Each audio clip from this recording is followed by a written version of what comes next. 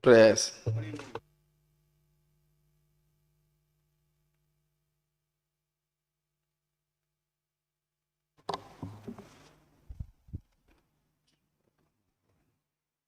Almighty God, who in thy wisdom and goodness has appointed the offices of rulers and parliament for the welfare of society and just government of men, we beseech thee to behold with thy abundant favor us thy servants, whom thou hast been pleased to call to the performance of important trusts in this land.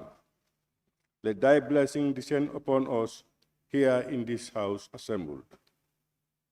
Grant us that we may treat and consider all matters that shall come under our deliberation in so just and faithful a manner, to promote thy honor and glory, to advance the peace, prosperity, and welfare of this country, and of those whose interests thou hast committed to our church.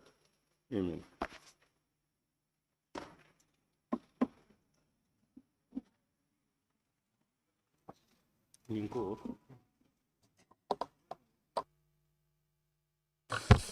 Correction and approval of records of votes and proceedings of the National Assembly sitting of Wednesday, 6 September 2023.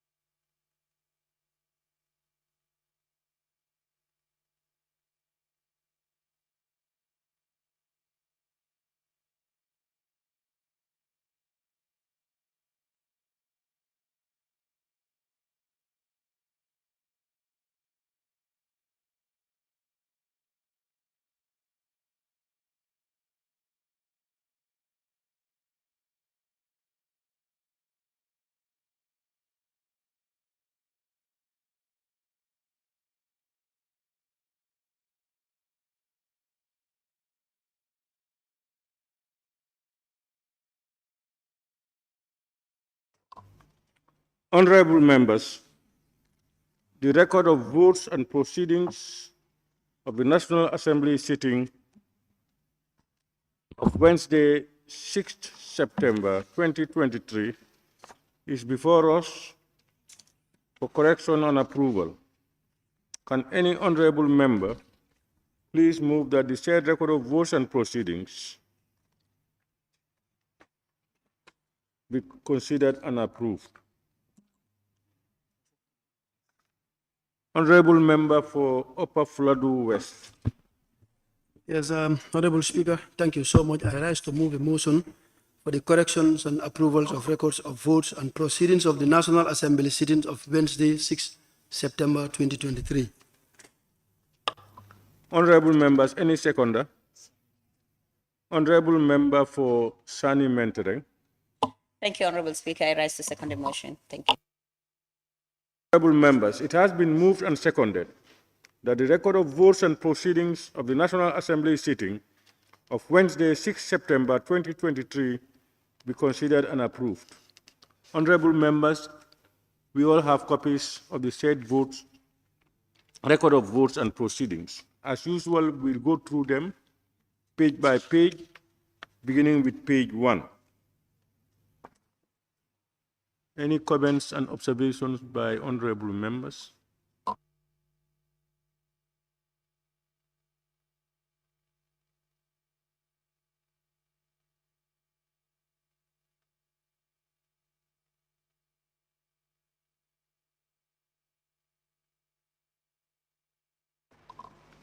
Honorable members, we can move to page 2.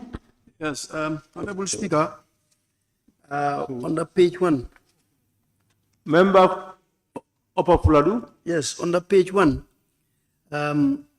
after press number 2, correction and approval of records of votes and proceedings of the National Assembly sitting of, instead of Wednesday, Tuesday is written.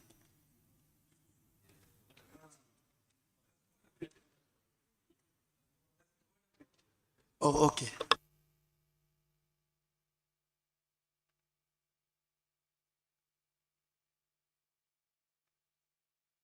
Honorable member, this was yesterday's minutes.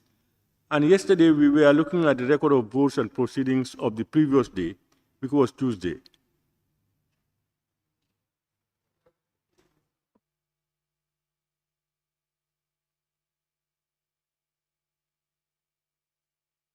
Honorable members, page 2.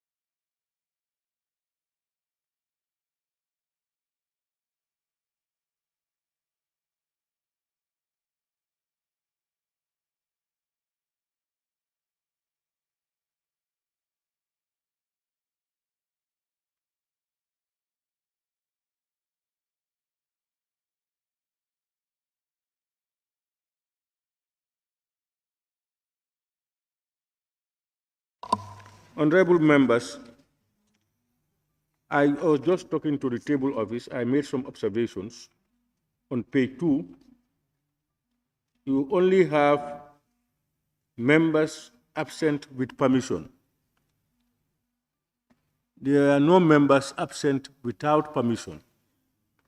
And only a few, 1 or 2 of these people have been granted permission. So henceforth, I've just told him, henceforth, as we just agreed yesterday, we will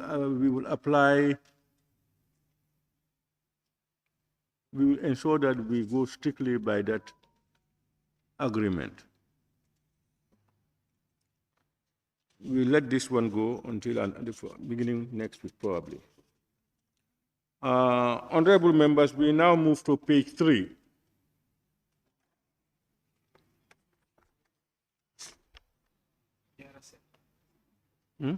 Yes, Honorable Member for Jara Central.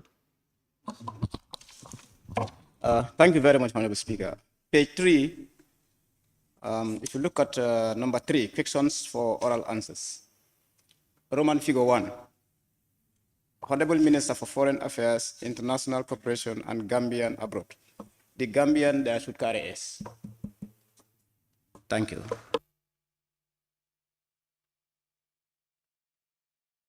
Noted. Any more observations or comments on page 3?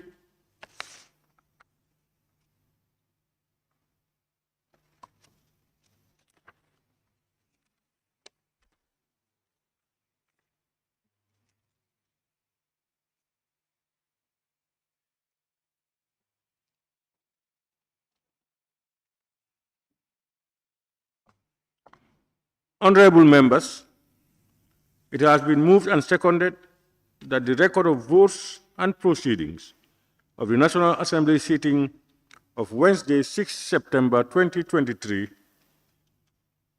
be approved with amendments. Those in favor, please say aye. Those not in favor, please say no. The ayes have it. Clerk, can we proceed?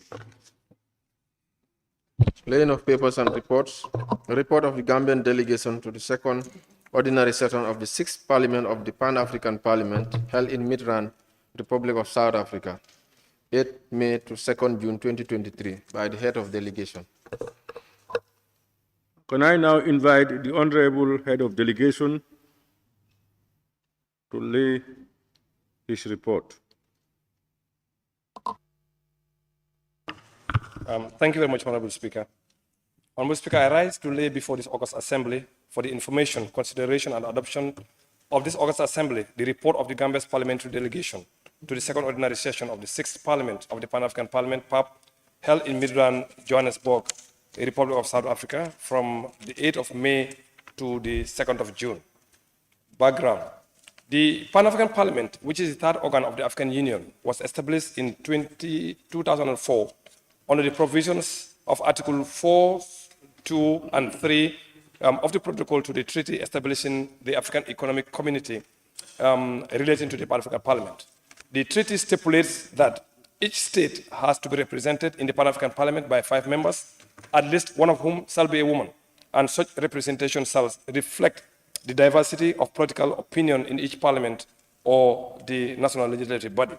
The members of the Gambian delegation to the PAP and their committees: 1, Honorable Alhagie Mbow, Committee on Education, Science, Technology and Innovation; Honorable Maimouna Sise, Committee on Natural Resources, Environment and Climate Change; Honorable Swaibu Toure, Committee on Human Rights and Immigration Matters; Honorable Suleiman Saho, Committee on Agriculture, Rural Economy and Food Security; and Honorable Salif Diao, Committee on Monetary and Financial Affairs.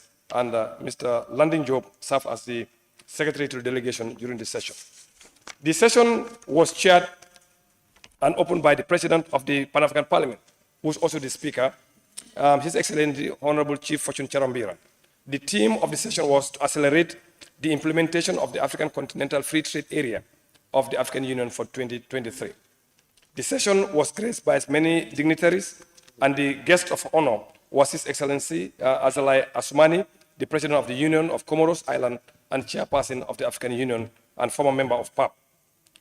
Various messages of solidarity were delivered. Among them was given by His Excellency Honorable Candid Masego Dalamini, that's the Deputy Minister of International Relations and Cooperation of the Republic of South Africa, and also His Excellency Andre Zabakai, Dean of the Diplomatic Corps in South Africa, and Honorable Nama Mayara, Speaker of the House of Advisors of Morocco and the President of the Senate, and Honorable Modest Bahiti Lubebo, Speaker of the Senate of the Democratic Republic of Congo, and Honorable Amasin Jeffa Kiongi, Speaker of the Senate of Kenya, and Honorable Senapi Koko Alupi on behalf of the ECOWAS Speaker. On page 5. Official opening. As highlighted in the introduction, Honorable Speaker, His Excellency Honorable Chief Fortune Charambira, President of the Parliament, officially declared the second ordinary session open and remarks that the PAP will continue to play its rightful role in the promotion of integration, peace and stability, democracy, good governance, and the rule of law by all regional economic communities and member states. He recalled that the Pan-African Parliament, as enshrined in its vision, shall deliver the desired goals and objectives of the Union in fulfilling the aspirations of the African people. The issue of the Parliament's budgetary constraint for effective committee operations was a major concern discussed by the President, and therefore appealed to the Chairperson of the Union, His Excellency Azalai Assoumani, President of the Union of the Comoros, to support PAP with sufficient budget to carry out its mandate effectively.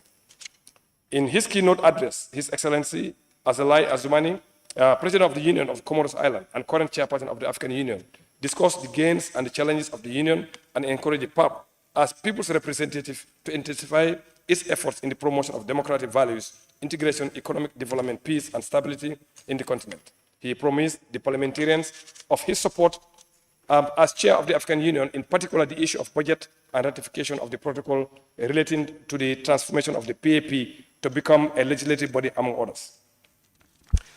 From there, there was a workshop hosted by the second ordinary session. That's a workshop on accelerating the implementation of the African Continental Free Trade Area, the strategic significance of the African Parliament. The second ordinary session hosted workshops which on the team AFCTA, and experts drawn from the FCTA Secretariat of the African Union and partners have shared with the August Assembly ideas, experiences, and best practices for creating an enabling environment for inter-African trade that would intensify or diversify economies and enhance competitiveness of its exports and generate opportunities for the young people.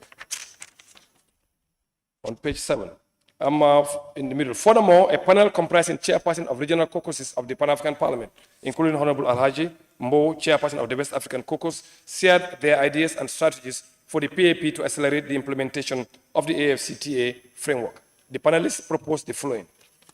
A, that the Pan-African Parliament members should collectively embark on political education to unbundle the AFCTA to the people of Africa and its benefits to the population. B, adopt policies and regulations for compensation to countries that may be negatively affected in the implementation of the AFCTA and build capacities of the local content of entrepreneurs of the continent. C, develop powers to the African Union Commission to ably implement the policies of the Union. D, continue to develop the infrastructure facilities of the continent for ease of transportation of goods and people. E, the AUC to collect and manage data to enable countries to plan better and implement AFCT effectively. F, that is, the countries commit appropriate budgets for implementation of the AFCT agenda. And G, to resolve conflicts and disputes within the continent in order to achieve enhanced and proper trade facilitation, and H, promote the harmonization and integration of our financial payment and settlement by support of the Pan-African Payment and Growth Settlement System, which is being piloted in the WAMS region. And I adopt a common language for ease of trade transaction among countries in the continent. Now, the following issues on page 7 were highlighted as challenges, and we must work together as the people of Africa to address them. One, a high tariff revenue losses could be realized and an uneven distribution of costs and benefits among countries. Two, the issue of high trade costs due to poor infrastructure, border procedures, and non-tariff barriers should be seriously addressed in order to create a single continent-wide trade for goods and services, businesses and investments that will reshape African economies. Three, a need for African governments to support workers with adequate safety nets, design policies to retrain workers and readiness of workforces to take advantage of the new opportunities. Four, international policies, government bureaucracies, and economic woes resulting from COVID-19 pandemic has created the implementation of the agreement. Five, border closures among countries is another big challenge, undermining the successful implementation of the AFCTA. Six, many African countries lack the institutional ability to monitor and control activities around their land borders, which are essential to the verification and monitoring of AFCTA. Therefore, to combat smuggling, and other illicit practices across the borders remains a challenge that has proven to undermine the agreement. Then we move to the workshop on climate policy and equity on the theme, the African continent at crossroads. A workshop on climate policy and equity on the theme, the African continent at crossroads, calls on the Pan-African parliamentarians to consider enhancing their national budgets to address climate change, scourge, and also focus on adaptation finance. This, among other strategies, will help the African continent to address its role on the subject of climate change. However, the members of the PAP were informed that Africa's contribution to global greenhouse gas emission is minimal at only 4%. Yet, the impact of climate change on our people is huge. A keynote address by His Excellency William Samuel Ruto, the President of the Republic of Kenya, who also doubled as the chairperson of the Committee of African Heads of States and Government on Climate Change, that's the CAOSIC, underscored the need to urgently undertake a fundamental shift in Africa's global role on the subject of climate change and the Paris Agreement, particularly in areas affecting Africa. The President posited that the above have not progressed, and there is a need to rethink our strategies. President Ruto advised the Pan-African parliamentarians that they have a fundamental role in shaping African solutions to Africa's problem. He urged the parliamentarians to pay attention to the European Union's carbon border adjustment mechanism and the potential negative impact it will have on the African exports. Moving to page 10. The workshop also recommends to the member states of the African Union to domesticate and implement the various provisions of the UNFCCC, which is the United Nations Framework and Convention on Climate Change, and the Paris Agreement, including allocation of adequate budgetary resources to address climate change impacts. The workshop also called on the civil society and non-state actors to inculcate lessons learned in their activities to examine how to enhance existing legal and international frameworks related to climate change for effective implementation on the continent. Then we move to another workshop, which was workshop on the national implementation of the Africa Educates Her campaign. In a similar engagement, the Pan-African Parliament jointly hosted a workshop with African Union International Center for Girls and Women Education in Africa, that is CIFA. On the theme, Africa Educates Her campaign derived from Dakar Declaration on June 2022.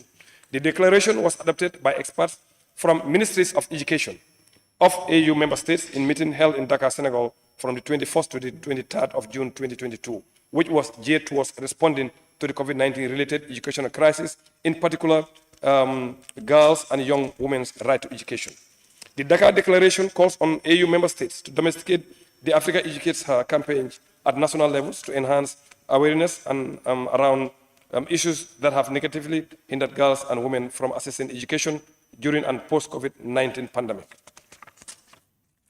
Then we have another CSO forum.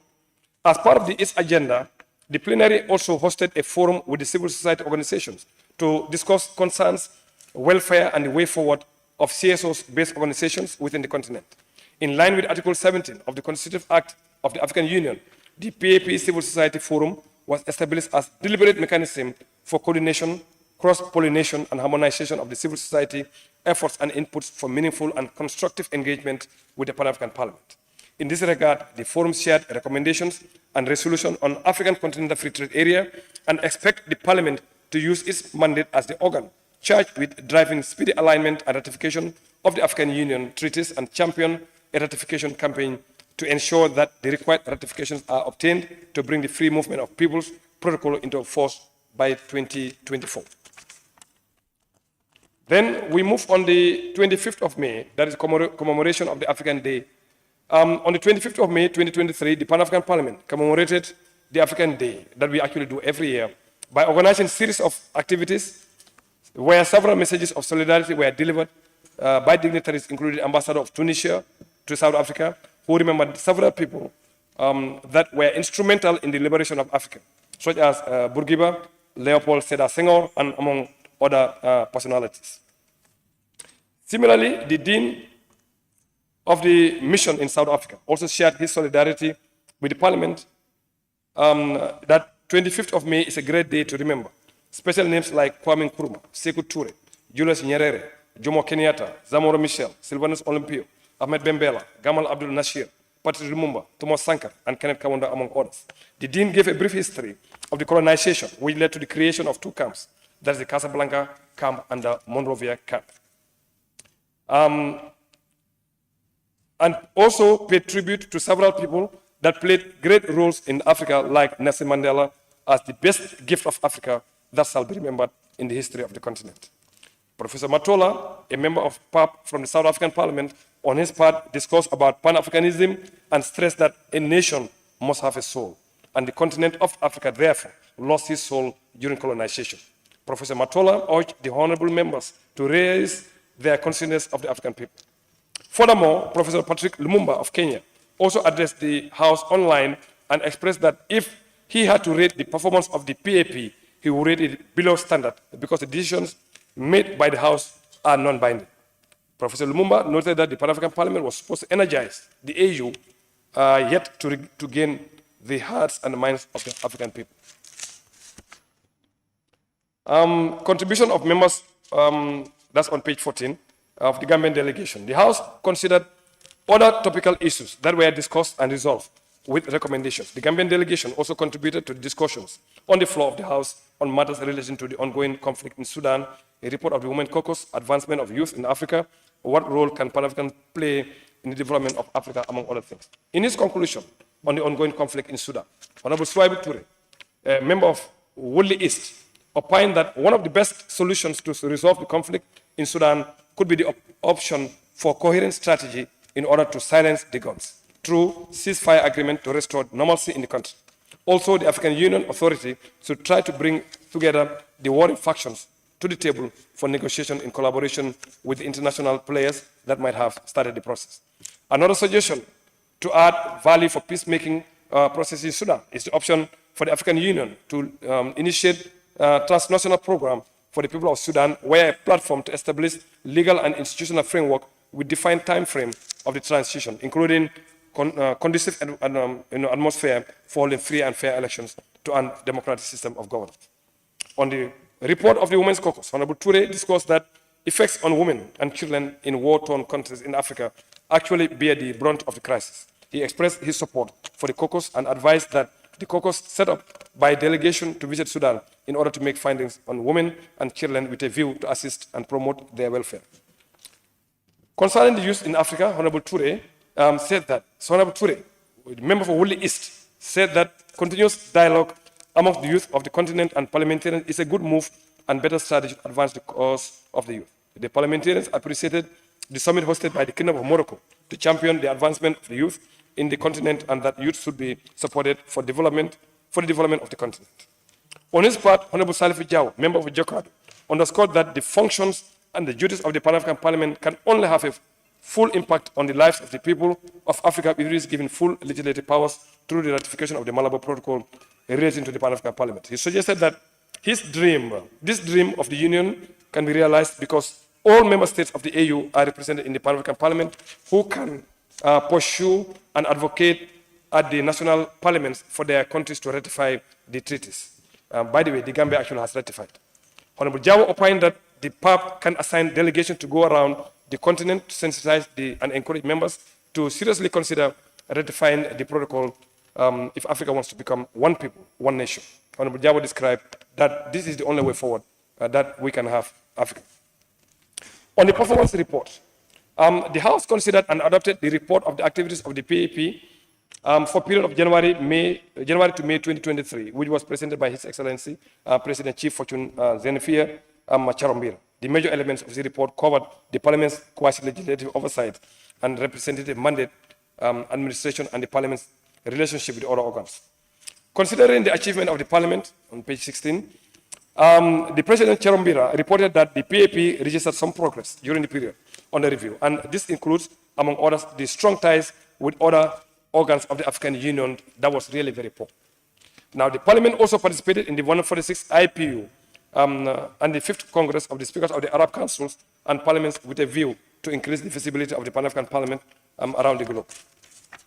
The President also informed the House that similar engagement was held in the area of peace building for security and stability in the continent, where a joint workshop was developed in Commissioner of Political Affairs, Peace and Security with the AU. Regarding the committee's regional caucuses activities, the President informed the House of various meetings and conferences attended by PAP. Additionally, the President also led a delegation to explore the energy potential of the country, among other opportunities, convincing the government on how it can contribute Africa's energy needs, one of the major problems in Africa. Now, in the quest to strengthen the parliamentary diplomacy and cooperation, the Pan-African Parliament hosted the ambassador of Saudi Arabia to South Africa, where an MOU was signed with the Shura Council of the Saudi Arabia, that is Parliament of Saudi Arabia. In addition, the Shura Council promised to support PAP with funding to modernize its ICT infrastructure. In the same vein, the Bureau of the PAP also visited the Shura Council of Qatar to strengthen cooperation and harmonizing position on the interests. Page 17. In conclusion, the President highlighted some key challenges facing the PAP Parliament that impede its ability to realize its full potential as a continental legislative body. These challenges include slow process of ratification, which I've mentioned earlier, and the low budget of the PAP. We go to page 19, where we have recommendations. One, recommendation on accelerating the implementation of the AFCTA, the strategic signal of the PAP. Two, recommendation on the labor migration of Africa. These are the recommendations which we're going to go through in a moment. And then also resolution, also summarized, that the resolution on the climate policy, equity in Africa, a resolution on the development of model. Those are a summary of the resolutions. Now, honorable Speaker, before I conclude, I just want to touch on the resolution and the recommendations. And the first one we have is the resolution on climate policy and equity in Africa.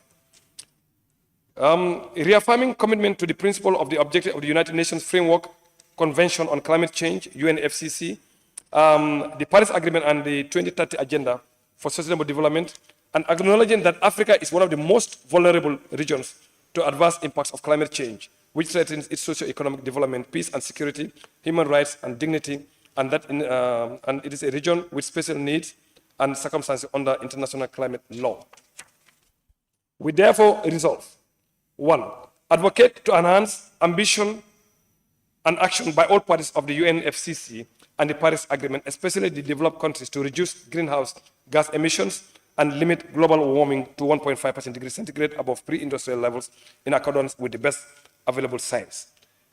We are also urging the developed countries to fulfill their obligations to provide adequate, predictable, and sustainable finance, technology transfer and capacity, etc., and undertake legislative and oversight actions to ensure effective implementation of national climate change policies and plans as well as align with regional and continental frameworks such as Agenda 2063 and the Africa Greenhouse Stimulus Program.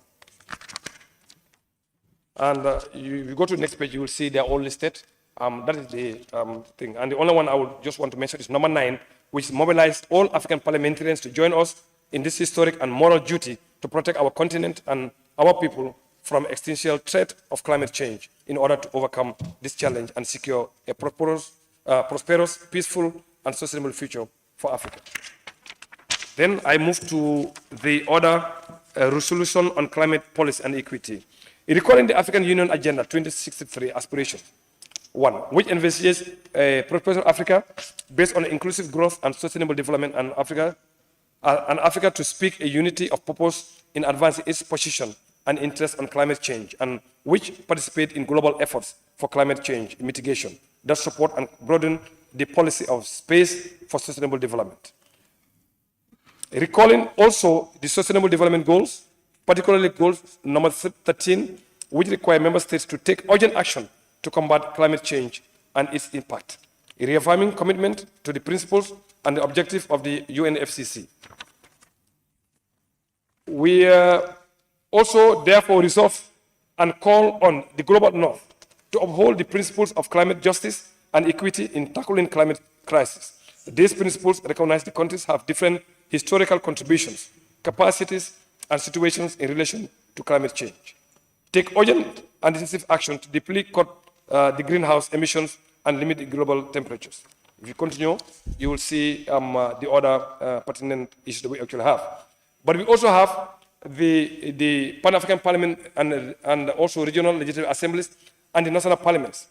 We are calling also the members of parliament across the continent to take legislative oversight measures to ensure that national climate policies and plans are effectively implemented and aligned with the regional and continental frameworks such as Agenda 23.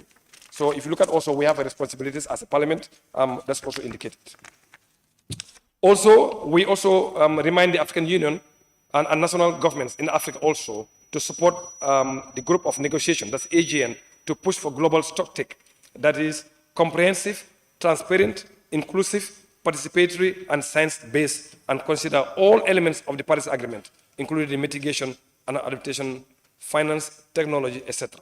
So, this is at the back where we have the resolutions, at the back, all the way to the back. There's no page number for the resolutions. Then we continue on the resolutions. Also, the one we have here is the Committee on Health, Labor and Social Affairs. Acknowledging the importance of traditional medicine, which constitutes the first source of healthcare for about 80% of the population in developing countries, according to many researchers. Mindful of the continent's abundant natural resources, we informed the declaration of 2 consecutive decades of traditional medicine from 2001 to 2020 by AU heads of state and government. We hereby resolve, 1, intensify parliamentary advocacy to establish a comprehensive legal framework for continental herbal trade and to promote the establishment or strengthening, where applicable, of national and regional research centers and the development of traditional medicine towards its integration in the African health system. Number 2, we also want to advocate for the allocation of adequate resources for the progressive realization of universal health coverage through sustainable health financing, and the list goes on. Then the other one we have is a resolution on the Pan-African Parliament support for the financial transaction tax on the climate action. This is also in collaboration with the European Union Parliament. So I'm moving on that one. Then we also have a draft resolution on the war in Sudan and the effects on the women and children. That one, I just go straight to the resolutions. That is, the Pan-African Parliament hereby condemn in its strongest terms all forms of violence against women and calls on member states to provide financial and logistical support to the countries during this difficult time.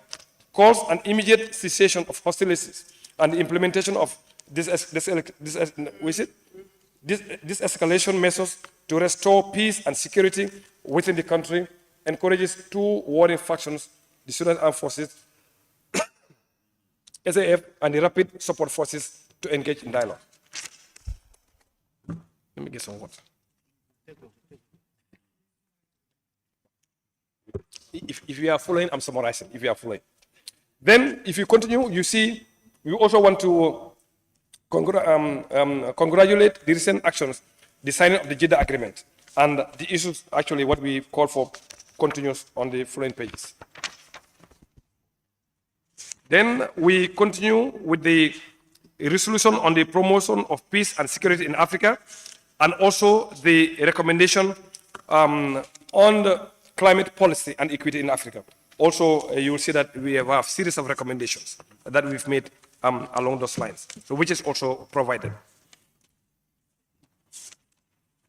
Yeah. So, Honorable Speaker, the second ordinary session of the 6th Parliament of the Pan-African Parliament, I'm on page 20, was concluded on the 2nd of June 2023. The House considered and amended and adopted the reports, motions, resolutions, and recommendations of the session. His Excellency, the President of the Pan-African Parliament, Fortune Chorombira, declared the session closed.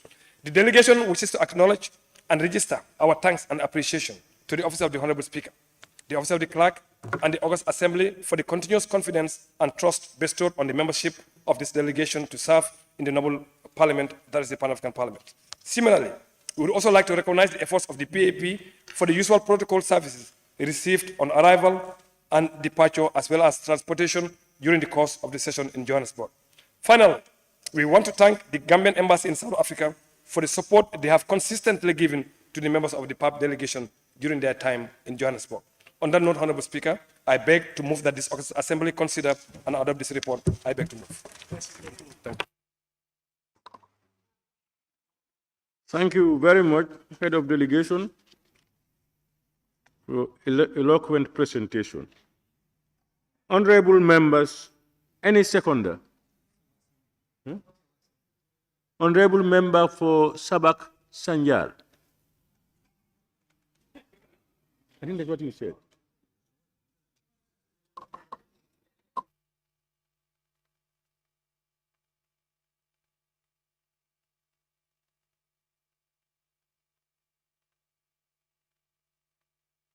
Honorable Minority Leader and Member for Brikama North.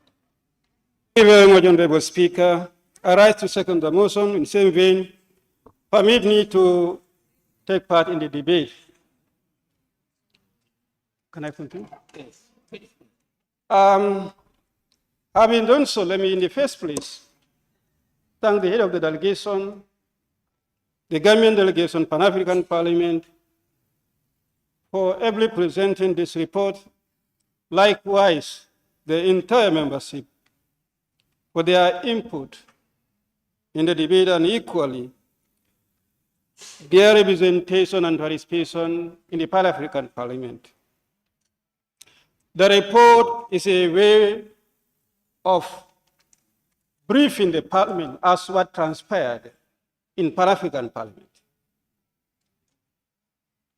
so that the National Assembly of the Gambia is duly informed of the proceedings of the Pan-African Parliament and all the resolutions, recommendations that have been adopted at the Parliament can be made available to the National Parliament. I think to have this report later at this material moment cannot come without the effective work of the Secretary who accompanied the delegation. That's why it's always important all international delegations should be accompanied with secretaries to facilitate the report writing so that the reports can be laid in August Assembly in the soonest. And I thank the Secretary for the job well done. Honorable Speaker, the recommendations and resolutions that are embedded in this report, like any other international delegation, I think the Parliament should now endeavor to make this available to the relevant institutions so that they can form part of national domestications and also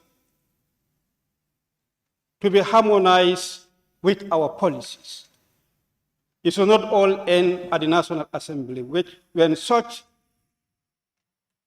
international delegation report are laid, which has resolutions that are connected to our policy issues, and they are not available to sectoral institutions, so that our policies and these resolutions that are adopted can be harmonized and then aid in the domestication. The recommendations are made in salient areas that affect us nationally, and there are others that affect us regionally. However, maybe my copy is not provided with some of these resolutions. I don't know whether that was as a way of compilation. I did not have the resolution on the update report on the model law on cooperatives in Africa. Likewise, resolution on accelerating the implementation of AFCTA, the strategic significance on PAP. For recommendations also, I don't have the copies of recommendation of the labor migration in Africa, recommendation on cybersecurity and cybercrime in Africa, and what I have for some of the resolutions are drafts, and I believe the copy that we should have should be the resolution, not actually the draft. Maybe this was the draft that was made, and the secretary printed that. But what we should have should be the final resolution.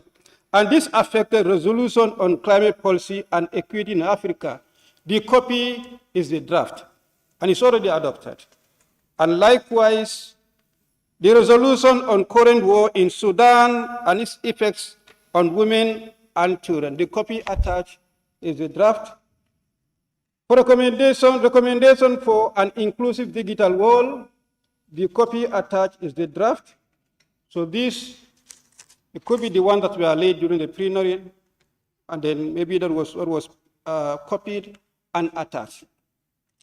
Having made these observations, these resolutions and recommendations are very vital for enhancing the spirit of Pan-Africanism. And I believe if they are implemented, we will facilitate trying to attain the Pan-Africanism that we so desire. On that note, I recommend National Assembly endeavor to provide these resolutions and recommendations to the institutions that are concerned so that they can be implemented. Thank you. Thank you very much.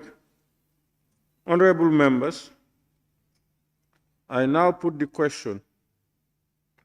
It has been moved and seconded that this Honorable Assembly do consider the report of the Gambian delegation to the second ordinary session of the 6th Parliament of the Pan-African Parliament held in Midrand, Republic of South Africa, from the 8th May to 2nd June 2023. Those in favor, please say aye. Those not in favor, please say no. The ayes have it. Any honorable member who wishes to take part may now do so, beginning with the honorable member for Combo East.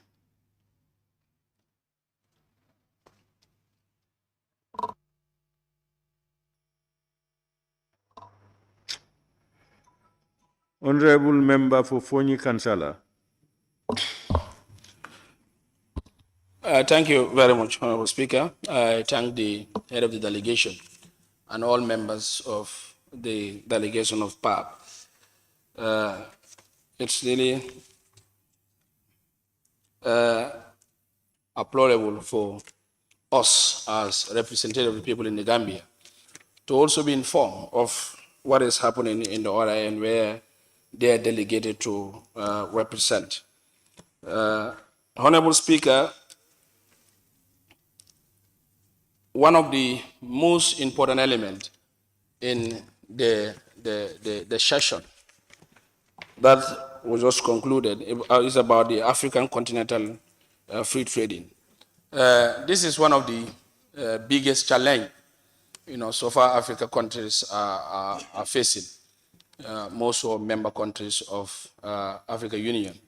And I believe we can only be better Africans to be able to deal with free trading as countries and also continent as a whole. Honorable Speaker, looking at the report at page 7, members have deliberated various areas in which it could gear towards seeing an effective move in terms of free trading. I believe we will only be real Africans if your products can be transported freely without no hindrance.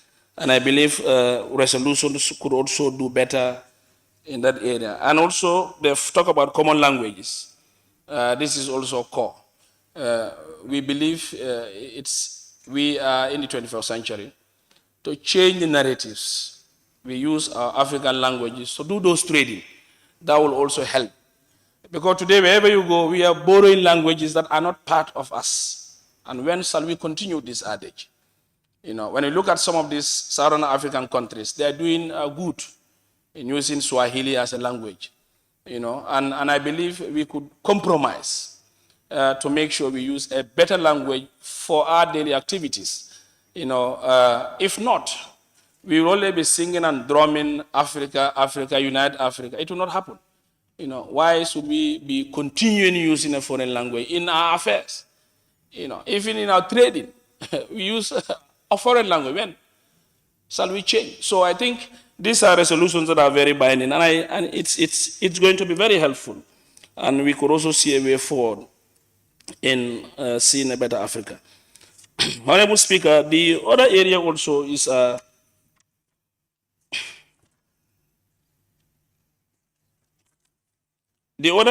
also the consideration of the commemoration of African Day on the 25th of May. I think it's high time we Africans realize it. We will not be commemorating days when we are still not emancipated. Africa will now be setting calendars, African Day of this, African Liberation, African Days of XYZ. I think we have to be realistic in moving that agenda. We will only do so if we better prepare ourselves. This is where you cannot be celebrating a Day of Africa, when your fellow Africa is used to fight another Africa. You cannot celebrate that Day of Africa when your fellow Africa is depriving his fellow African to trade in his country or to transport that free trade in his country. So these are all issues that I think it is high time. And you can also encourage the Day of Africa when arms and ammunition are transported from one country to another to fight another country. And you can also do where bullying is being used by foreign powers of African resources to stage a plot in which an African will also be used to fight another African for the interests of those powers. So I believe days of celebration could match, could be meaningful, could be attainable, and could also see that sense of direction that we are to celebrate a day, and the day must concur with that full meaning of us as Africans. If that doesn't, it means we are doomed as a continent. And also the other consideration, where I've also noted very well about the membership, Gambian members' contribution. I think Honorable Salif, it is a very important point, and I think I concur with this idea. All this circumambulation that is going on, if there is no legislative framework, we don't have powers to legislate. PAP will only be a ceremonial PAP. So if we want to make sure we use that effective tool for proper scrutiny and proper implementation now, they must be guided. They must be given that powers. If they legislate and also countries adhere to signing treaties, that will also make sure it do the changes for that Africa. If not, we will only be, dreaming. And also, there is an area where a speaker congratulated our African heroes, Julius Nyerere and co. They were betrayed by Africans. they were sanctioned and terrorized by their own African people. They were also used and bullied by their own African in support of the West. I think we have to decolonize this mentality. They are in their graves. We are behind, and we are here seeing each other. And that same adage is still continuing. So we will only be giving them tag names, applying, they have did X, Y, Z. What is wrong with us? Why can't we be like them? So these are issues that I think we Africans, we are facing challenges. So I believe for it to be effectively as a powerful, legislative body, it has to be mandated. And we will be singing from changing Organization of African Union to AU now. And I know time will come, they'll also change the acronyms. We'll be changing these names. If we are not realistic as Africans, the names will be changing without even making sure proper issues are put in place. So I believe we Africans, it is high time to protect our resources for the common good of Africans. It is high time to build a resilient security for the common good of Africans. It is high time also to support the youthful for the benefit of Africans. It is also high time for us to support the educative aspects. There is an area that they talk about the girl child, without which these are all issues that I think we will now be, we further say, I think the common interest now, Honorable Speaker, as Africans, we should be tired of reports. We want rigid implementation. We want to see the honest of what would we see in the next, what would we see in the coming years to see that progressive Africa. But we don't want to see an Africa where another African is preparing arm and ammunition to challenge or also to fight another African. We don't want to see an African where I can use my lorries to move from one country to another. I am brave to say I have to pay X, Y, Z, or they have to make sure they vet my issues. So these are issues that I think we should be able to move away from those syndromes in which we will only realize the Africanization. If not, I think sooner or later we'll even stop talking about Africa unity. The issues of one currency is history. The issue of a security force is history. We will not be in order. We will only be regulated by the foreign powers. And we, as representatives of the people, most of the Gambians, and I particular, I am not to be dictated by any foreign power. I believe in Africa, and I'll die for Africa, and I'll struggle to make sure we emancipate that African people in which they are facing challenges. Our resources are looted. We will not be able to at least prepare those grounds to make sure we fix our resources. A country that has a lot of resources is one of the poorest. So I believe the delegation did a great job, and their contributions are seen. And thank you, delegation members of the Gambian Parliament, for informing us what is happening at the other end. And I will end my quote here. Honorable Speaker, I am sorry for Africa, and I'm sorry for myself. It will only change that narrative if we are ready to unite. So changing from 3 letters to 2 letters, it is still a problem. And I know maybe we can beg the parliamentarians, Pap, let's work on Africa to see 1 letter. Maybe we will unite by that particular letter. I thank you.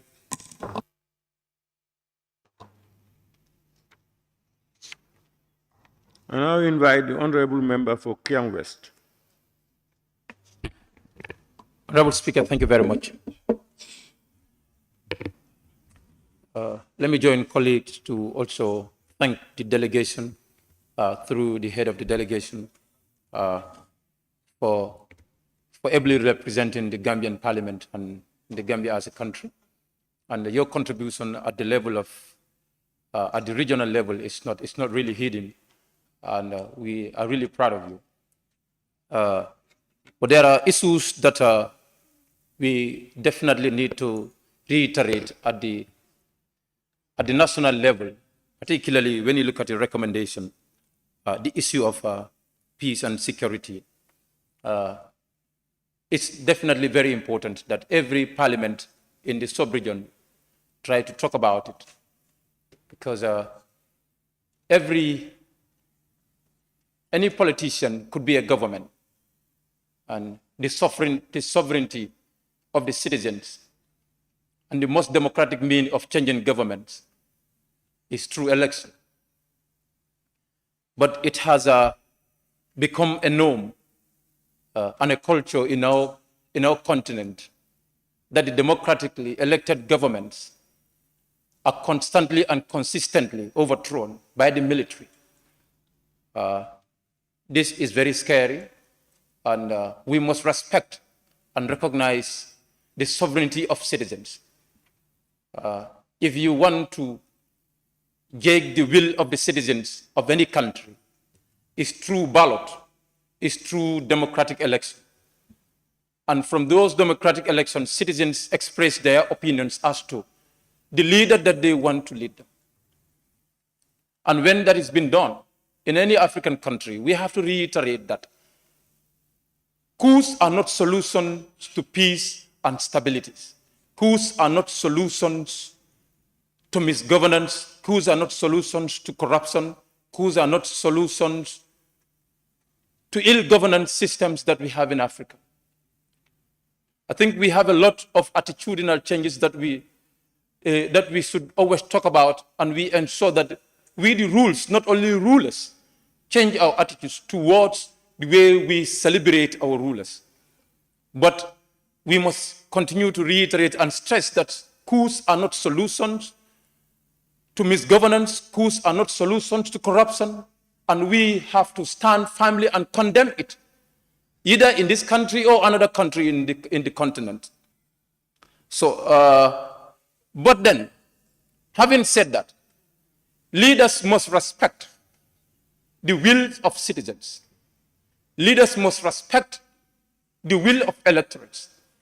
Leaders must stop misgovernance. Leaders must stop using public funds on things that are not on public interest.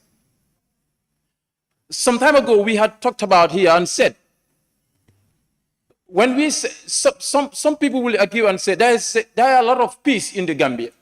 Let us not spoil the peace that we have. And I said, peace in development does not only mean the mere absence of war or coup has not taken place. That's very periphery. That's very low as far as peace is concerned in development context. In a country where you still put your pregnant woman on a cart to access health centers, there is no peace in that country. In a country where your people are still drinking on open well, there is no peace in that country.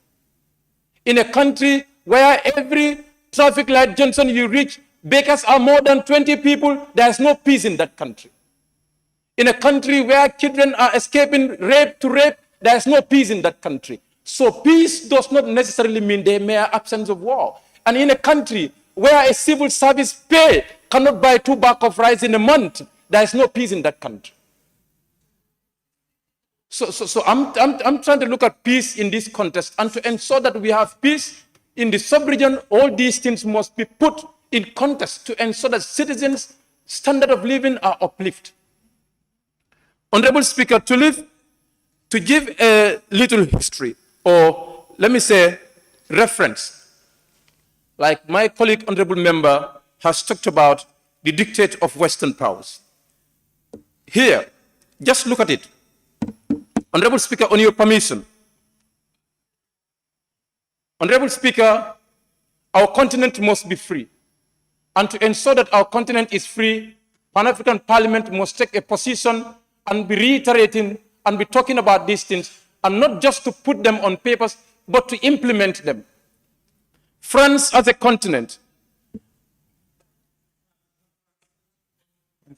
France as a country rather, that colonized Niger, has a land size of 551,695 kilometers square. France as a continent, France as a country rather. And the Belgium as a country has a land size of 30,688,000 kilometers square. And Democratic Republic of Congo, which were colonized by Belgium, has a land size more than 2 million with huge resources embedded in those countries. Democratic Republic of Congo can go, Belgium can go into Democratic Republic of Congo on numerous times. And we believe that this country called Democratic Republic of Congo is endowed with a lot of mineral resources, which was looted by these continents. And those people cannot come back and be using us as African and be fighting another African country. And we want to tolerate that. Niger as a continent, as a country, which was colonized by France, is more than 1 million square kilometers, and France is only 551,000 square kilometers. But we can only liberate Africa when we are not just talking about it in a level of sloganeering, but they have to be implemented. And the leaders have to respect the citizens in order for us to avert coups, in order for us to avert rise-ups in Africa. Honorable Speaker, on climate issues, they had stressed climate issues, and I think the Gambia, we are not bothered about it. We don't have shortage of laws to protect our environment, to ensure that we mitigate the climate change. And the impact of climate change on the lives and livelihood of the Gambians is very severe. Yesterday, I was going through a research that shows that annually, research shows that 11.3 million trees are lost every year. 11.3 million trees. And these are through deforestation, charcoal production. But we have legislations that were promulgated from this parliament to stop such practices. And they are still occurring. All of us, when we go to our provinces or when we go for treks and comment, and we are seeing charcoals. And there are legislation that bans this activity. And we will buy them and put in our vehicles. All of us, including government officials. And we have legislations that is saying, let's stop this. We make laws and we are not following those laws. Charcoal production, following through LRR, everywhere, every community you go there, you find these charcoals there. What are we doing as legislators and custodians of those laws? Every now and then, people are transporting trucks full of firewood from our forest coming down to Mbow here. Our wives are using firewood to cook. Some of these are live trees. Last time I was told that some of the Western traders of timber will use our own people, our own local people, to go into our bush and dig a hole on our big mahogany trees and put chemicals inside those holes, so that when trees die, they can claim that these are dead trees and they can give them license to cut them. Our own Gambian people are used to do this. Every year, crop failure upon crop failure, shortage of rain upon shortage of rain. And we are not bothered about this. 75% of citizens of this country are farmers. The time has come that we look at issues as stakeholders, we look at issues as citizens, and ensure that we have a collective approach towards them. I'm very much glad that in your recommendation, you've talked explicitly about inclusion and participation. We cannot get development without including people who are direct beneficiaries of issues, who are directly contacting with issues that we're talking about here. Some of us are not farmers. But I think the time has come. We look at issues in a very constructive angle to ensure that we have an independent continent, to ensure that our country, in particular, climate change issues are definitely affecting the Gambia so much. When you get to constituencies like Kia West, Kiang Central, Kiang East, and some part of Nyamina, these are issues that are definitely affecting our agriculture and the production of agriculture. So therefore, we are every day complaining about fertilizers here, fertilizer. Go and buy and give 1,000 bags of fertilizer to every farmer, still we are going to have low production. Go and do that. Approve that for Minister of Agriculture. We are still going to face that. There are root cause of the issue that has to be addressed. Otherwise, we will be buying fertilizers year in, year out, and giving them new varieties of crops, and nothing will be productive. We have to address issues. We spend funds on bills. They come to this parliament, we promulgate them, and we give them institutions, and the custodians of those laws are not doing due diligence, are not doing what they're supposed to do. Go to forestry, Department of Forestry. What are they doing? Every day they are seeing those cycle production. Every day timbers are transported from one community to the other. What are they doing about it? What are we doing as parliament? Let's call them and put them to tax to ensure those things stop. I think the time has come. Yesterday, Honorable Member for Latrikunda Sabiji has talked and said, it's not only the executive that can sanction a minister. It's Parliament also have the power. We are empowered by the law to do this. We are not going to do this, partisan simply, but let's do this constructively. If the executive could sit and say, the president could sit and say, so minister is not functioning to expectation. So I therefore relieve you from power. What's stopping the parliament to say, we make these laws and give you, and you are not doing what you're supposed to do? We therefore censor you. What's stopping us from doing that? So I think the time has come. We put the ministers to task who are giving documents, and they know what they're supposed to do, and they are not doing it. Honorable Speaker, thank you very much for giving me the opportunity.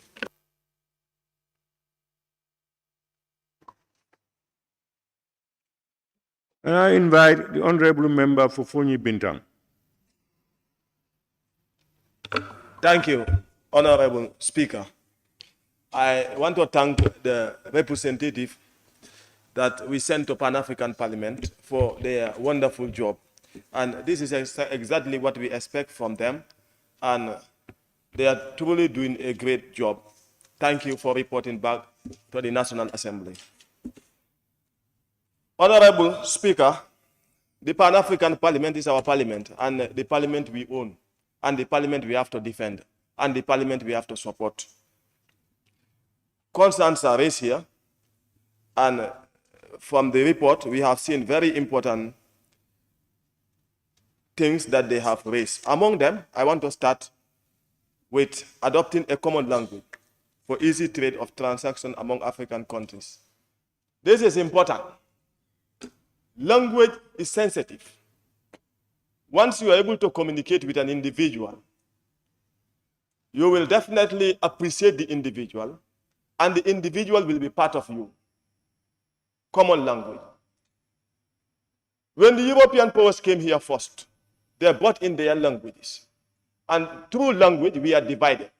So much so that Gambia cannot be Senegal and Senegal cannot be Gambia because of the language barrier. If you go to a country and you can't speak their language, you become a foreigner. That is one of the most important things that we should look into. How can we come up with one common language? We are speaking foreign language that does not actually belong to us. But it will be important for us to speak a common language as Africans, wherein we will be appreciated, wherein we can trade freely. So this is where the thinking starts. And this is where we should start as a continent. Once we are able to have that common language, then the unity of Africa that we want, we'll be able to achieve it. Then we will be able to trade within African countries successfully. But then now, we need to start from somewhere else. I am happy with the fact that the Pan-African Parliament was able to spot this thing out, and it is of importance. Now, once we are able to develop that, then we will be able to have the currency. In the absence of the currency, trade still becomes difficult within African countries. And our countries, the currency that we have in our countries are of no value compared to the euro and the dollar and the pound sterling. Where can you use the dollars in the world? Where? Where can you use the naira in the world? Where? So it is a matter of time that we come together as Africans. We develop one currency that will ease trade among African countries. a currency that will be powerful, as equal to the dollar, to the pound, and to the euro. Africa should start thinking, but interference is not leaving us, even when we try as much as we want. And some of you may think that the leaders have not done enough. The leaders have done enough. They have tried. Where is Colonel Gaddafi? He was killed in the struggle to liberate Africa. Thomas Sankara was killed in the struggle to liberate Africa. We talk about our own. Yahya Jammeh trying to liberate Africa. This campus flows him out. This is the reality of Africa. And now, Paul Kagame also trying to unite Africa, to have one common currency that we will use for trade. But also they have started accusing him because he's aware that if I am trying to protect the resources of Africa, if I am trying to defend Africa, then they will accuse me of becoming a dictator. Now Paul Kagame is also accused of being a dictator. That is the country that we are in, and accused of overstay. That is the country and the continent where we found ourselves in. The borders, Kwame Nkrumah said clearly, he said, if Ghana is independent and other African countries are not independent, then the independence of Ghana is still meaningless. It's still meaningless. The borders, and even in this country, that is the Gambia, we are classifying people as foreigners. I asked one Senegalese, I asked him, is Gambia a good country? Do you like the people of the country? He said, Gambians are very good, but the only problem is, everybody that comes, they classify you as a foreigner. They call us foreigners. Now, the borders, these borders are artificial borders. These borders were brought by the colonial masters. We are still respecting colonialism, and colonialism is still in our blood for the fact that we are respecting these borders. Senegalese are not Gambians, Gambians are not Senegalese. Guineans are not Gambians, and Gambians are not Guineans. That is the problem that we are faced with. Until and unless we appreciate our people, then we will have no value or regard for these borders. For within European powers, they can move freely in terms of trade, human movement, and everything. But in Africa, if another individual comes to the Gambia, you will be labeled as a foreigner. That is the problem that we face. Africa needs to recognize itself and recognize its people as a start. The commemoration of African Day on the 25th is important that we commemorate it. That is, today, at least, we are not 100% independent, but 75% independent.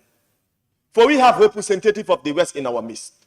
So, in celebrating this day, or in commemorating this day, it will be important, like the man said, we remember those that died for Africa, those that were locked for Africa, and those that were imprisoned for Africa. For what did they go to jail for? They went to jail because of Africa. For why were they killed? They were killed because of Africa. Because of the independence that we have today. They wanted us to be liberated. They wanted us to have our parliament like we do. But then, we cannot talk about only these people. We must remember our own. Like Edward Francis Small. He said no taxation without proper representation. Here we are today, seated as members of the National Assembly. Then at the time, they don't have that representation. Because of what they fought for, because of what they died for, that's what we are enjoying today. And it will be good for us to remember Edward Francis Small and so on and so forth, those that struggle for the liberation of our country, the Gambia, and Africa at large. Africa as a continent, the thinking continues. Talk about climate change. Climate change is sensitive and very important. And us, the National Assembly members, climate change is caused by many factors. Among those factors is cutting down of trees. And in the Gambia, cutting down trees is not an offense. Westfield, where we all do pass, you saw trees that are cut on the highway. Some of you that were in China, you saw in China, it's a crime for you to cut down a tree. But here, our mahogany trees are cut and exported to China. I don't know, is that why the Gambia have that good relationship with China? This must be said. And even if nobody is to support it, I'll say it. In China, I have not seen anywhere where they are cutting their trees. But they cut all the trees from Africa. Why will we not suffer from climate change? All the trees, all the timbers that we are exporting to China is cut from Africa. That is the sad part of it.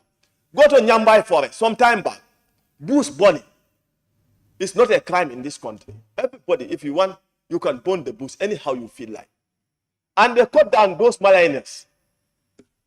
And everybody is muted over those realities. Why will we not be affected by climate change? Members for Kiang West have definitely deliberated on this matter. But I don't want to go far, but what is happening, what we are seeing, that's what I am talking about. The day that I saw those trees cut at this place, Westfield, I was shocked and asked myself, who must this person be? Who must give these orders?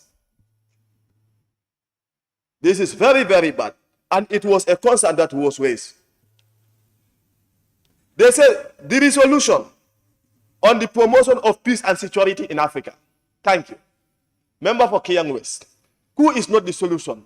But if African leaders are blinded over the realities, if African leaders are corrupt, if African leaders continue to loot the resources, then coup becomes the solution. Then coup becomes the solution. Who will tell me that coup is not the solution? Al-Qaeda Gaddafi came through coup d'etat and he developed Libya to the standard that is required. Who will tell us that coup is not the solution? Why are we hailing Thomas Sankara up to date? We appreciate them and we value them and we will defend them.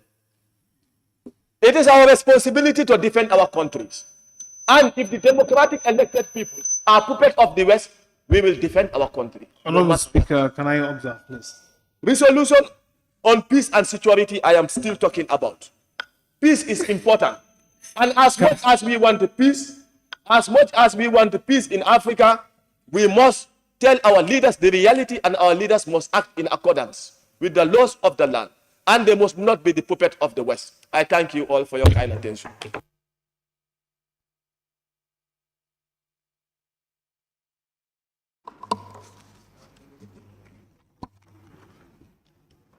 I now invite the Honorable nominated member, Fatou K. Jawara.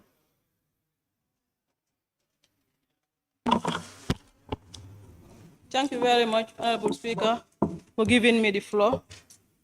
I must join my colleague to commend the member of PAP delegation through the head of delegation, and also start my submission in page 13 through the solidarity message by Patrick Lumumba. Honorable Speaker, the Honorable Representative Patrick Lumumba start by saying that Africa, if he would raise PAP, PAP is below standard. And this is quite true. The reason why I say so, I was a former member of PAP, an institution that represents the whole of Africa and African representative. But PAP is seriously dominated by Francophone countries. And sometimes the selection of membership and even the presidency was not done in rotation base. This is why since 2024 up to date, PAP cannot move from where they are.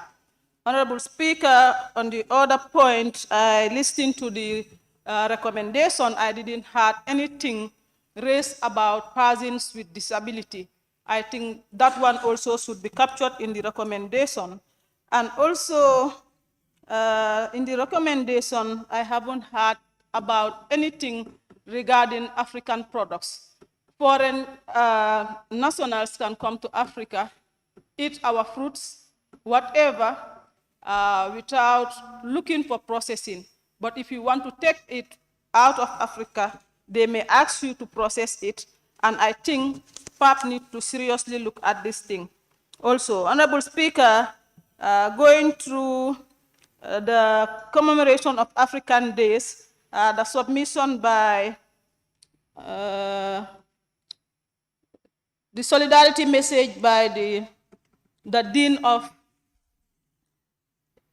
the Dean gave a brief history. The solidarity message by the Dean, which he highlighted great African leaders like Thomas Sankara, Patrick Lumumba, and among others, and what they are remembered for, Honorable Speaker. I think we all know how these people struggle to liberate Africa. Yes, one may struggle to liberate your country through your hard-earned sweat without using a gun. And I believe most of these guns also were not manufactured in Africa, but rather they were sent to Africa to destroy Africa. And I see some of these people stand to defend Africa without using those guns, Honorable Speaker, and I think they need to be commended. Going by the submission by members also, they made a great contribution, but I think one needs to measure your words when you are in the floor of this assembly. Yes, one may say anything that you may not be accounted for, but one may not say that there should be a coup if African leaders continue to overstay in power. One may not have any justification for coup. Gambia have learned a lot for the past 22 years. We know what coup brought to us.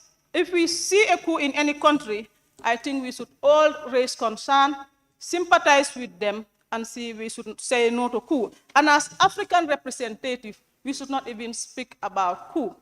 Africa should be too civil to be speaking about coup. This rampant coup d'etat or military junta that were happening in neighboring countries is not helpful, as alluded by the member for Kiang West. Honorable Speaker, for me, I always say that what we went through in the Gambia here, if any military intervention, I don't have a military background, I am vulnerable. But in any day, a military come up to overtake, whether it's this government or any other government, I will rise up against it to say, we don't need them. How it started, they kill each other first. The military kill each other before they turn to the civilians. So I think anybody who is with a sound mind that will not sit here and say that there should be a coup. I rather prefer being in a government that is corrupt, wanted to stay in power, than pushing for a military government. Because they only know a gun, beating, killing, assassination, among others. And I think in this country here for the past 22 years, whether you are a direct victim or indirect victim, whether your family member is affected, your neighbor is affected, or your colleague is affected. So I think, with regards to whatever objection you may have with the government, but you should not justify that who is the solution.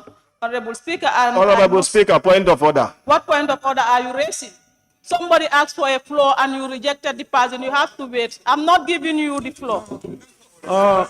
Honorable members. Member for Fonyi. Honorable members, somebody is shouting point of order. Who is member for Fonyi Bintang Kabana.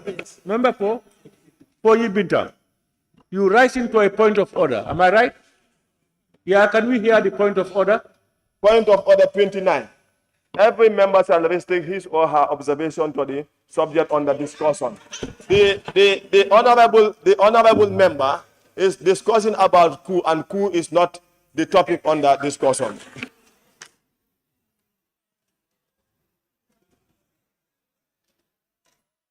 Honorable member, your point of order is not sustained.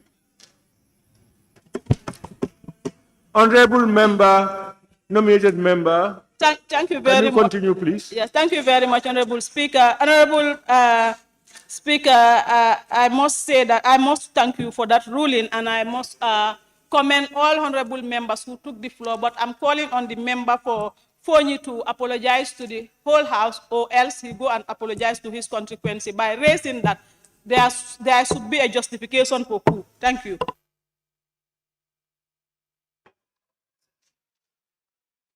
I now invite the honorable member for Jeswang. Thank you very much, Honorable Speaker. I also join my colleagues to thank the honorable member who led the delegation to South Africa with his team for a job well done, and also their contributions towards the sitting there in South Africa. Thank you very much, and keep it up. Honorable Speaker, I think I have a few points to talk about. First, I will start with the resolution that were passed during the session, sorry. And one of them is something that I'm interested in. That is about the herbal treatment that they talk about. How can Africa come together and at least have an African Union herbal trade network that can facilitate exchange of information with other information resources and then products among Africans. Yes, it's good to come up with resolutions. Yes, it's good to discuss as a team, but to implement it also is very important. And it's also good that we refer ourselves to, what has happened during the past. During the COVID-19, an African country came up with a solution to COVID. Was there any support from other African countries? When this guy came up with that, we have a solution to COVID. We have a herbal treatment, a herbal medicine that we can use to solve the problem of COVID. No. We said no to it and then see that the West was the solution. If you want to bring this thing on board, I think it is important that we stand as African and respect what we have, and please see what we have as a solution to our problems. But if we don't want to use it as our solution, it will never happen. If we say we want to go into for herbal medicine, yes, it's good we know the dosage. Yes, it's good we know the reason why we are using it. But after knowing that, there has to be no restriction. But it is in these African countries that you come with your ideas, with all what you have, and then you are being remote controlled by the West. It's not possible. We have to do ABC, and the medicine that they are saying to us is what? It's coming through what? It's coming through herbs. But we qualify what they are giving us and disqualify what we have. We have good people in this country, in Africa, who know herb very well, who can give you a medicine that can take care of your problem. I think Pan-African Parliament should work on that and then work on this, this resolution, number 3, to make it happen. And when it happens, please, let's put a barrier so that the West cannot come and start dictating us. Honorable Speaker, I think we should stop the blame game. We always try to blame each other. We always try to blame the West. Let's blame ourselves as Africans. The problem is us. If Honorable Tumanya is very good and doing well, he's ready to control the people of BANJUL North. He's ready to control the people of our constituency.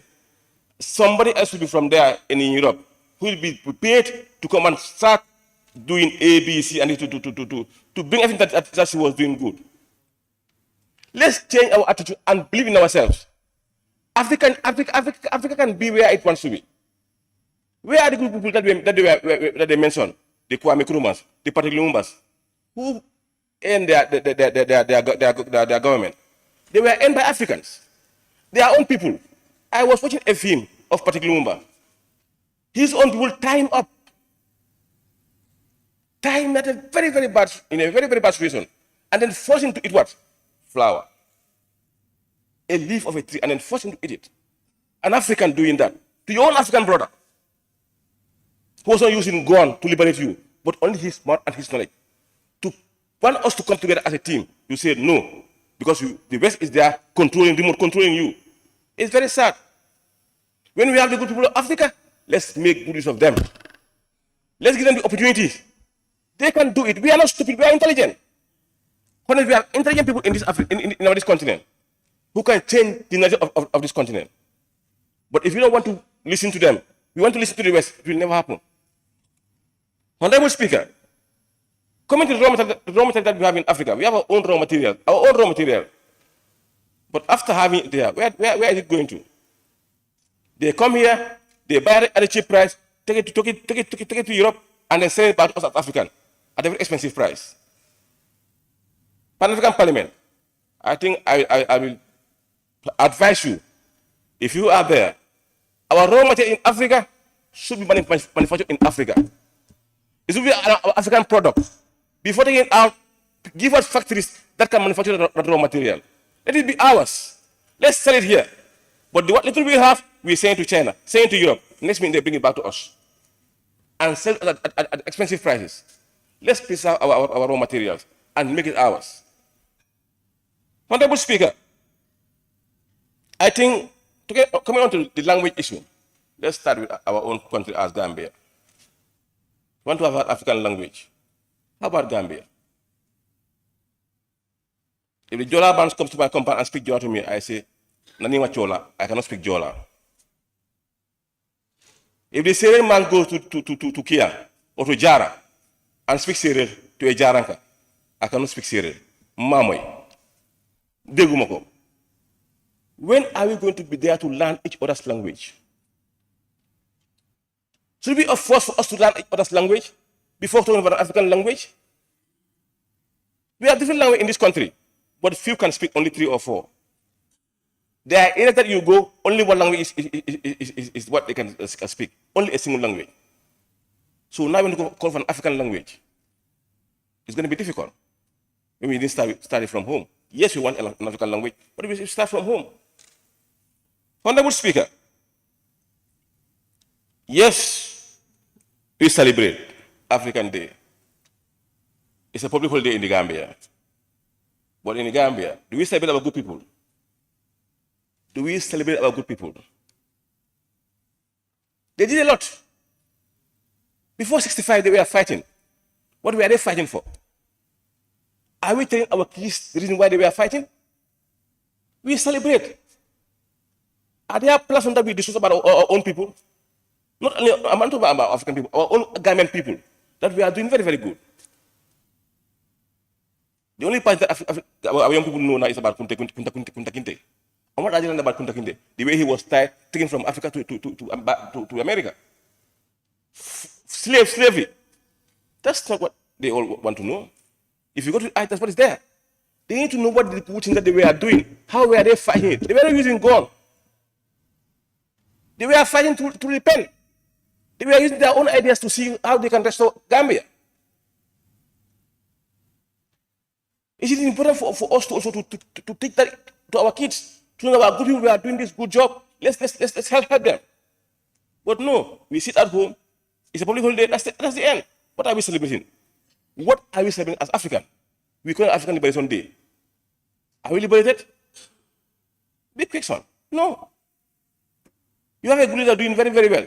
Next minute, he's no more there. We are saying no to coup d'etats. But let's come together and unite as a team. United Africans and put Africa to where it should be. We have all what it takes to take Africa there. Today is African time. I always say it. I said it in Belgium. It's African time. They are all coming here. The Europeans, the Chinese are coming to Africa. They know what they are coming for. It belongs to us. It's ours.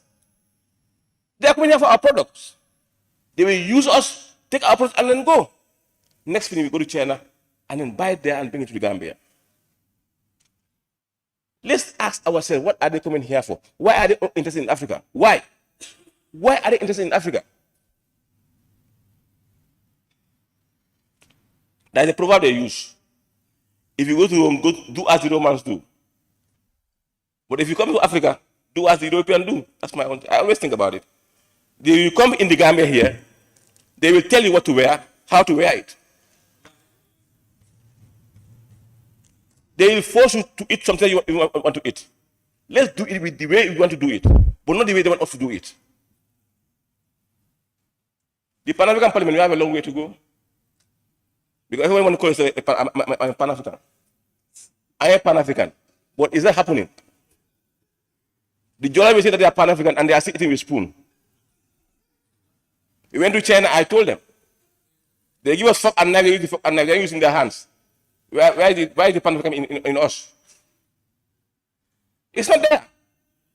When we use our hands and eat. And when we are Pan-African, what we believe in. But we don't believe in what we are saying. Let's ask ourselves these questions. Let's fight for a cause. Let's stand together and say that Africa is united. It's going to be difficult. It will be difficult to unite Africa. But the boundaries, if you go to Senegal, there is a border. Even in the Gambia here, all those on Canifing estate, there is a boundary. What are we fighting every day? Our land. We are still fighting among ourselves. This is my area, this is my area. If we cannot solve the problem here in the Gambia, how can we solve the problem of border in other countries? It's going to be difficult. If we still have boundaries where we stop here in our own countries, then we want to have that open market. We have a long way to go. Once again, the Pan-African Parliament, I thank you for your contribution. And then please let's push together and stop the war. War can only be stopped when we change our mindset. There are many wars in Africa, but it comes from where? If you want to stop rebellion, let's ask this question. If the rebels are more armed than the government itself, if the rebels are more armed than our own soldiers, how can they stop war? Where are these weapons coming from? Who are giving them these weapons? Who are giving them the weapons? We want to stop it. And yet still, your own Gambian soldiers are not armed as rebels. Who will dare to stop? Very important we change our mindset and then move Africa forward. Thank you.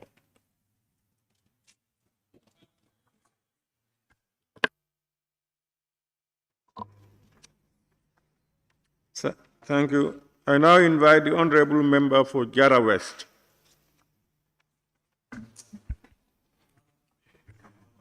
Thank you very much, Honorable Speaker, for giving me the opportunity. Let me begin by thanking the head of the delegation of PAP and the entire Gambian delegation to PAP. We are proud of you. We feel we are well represented at the Pan-African Parliament.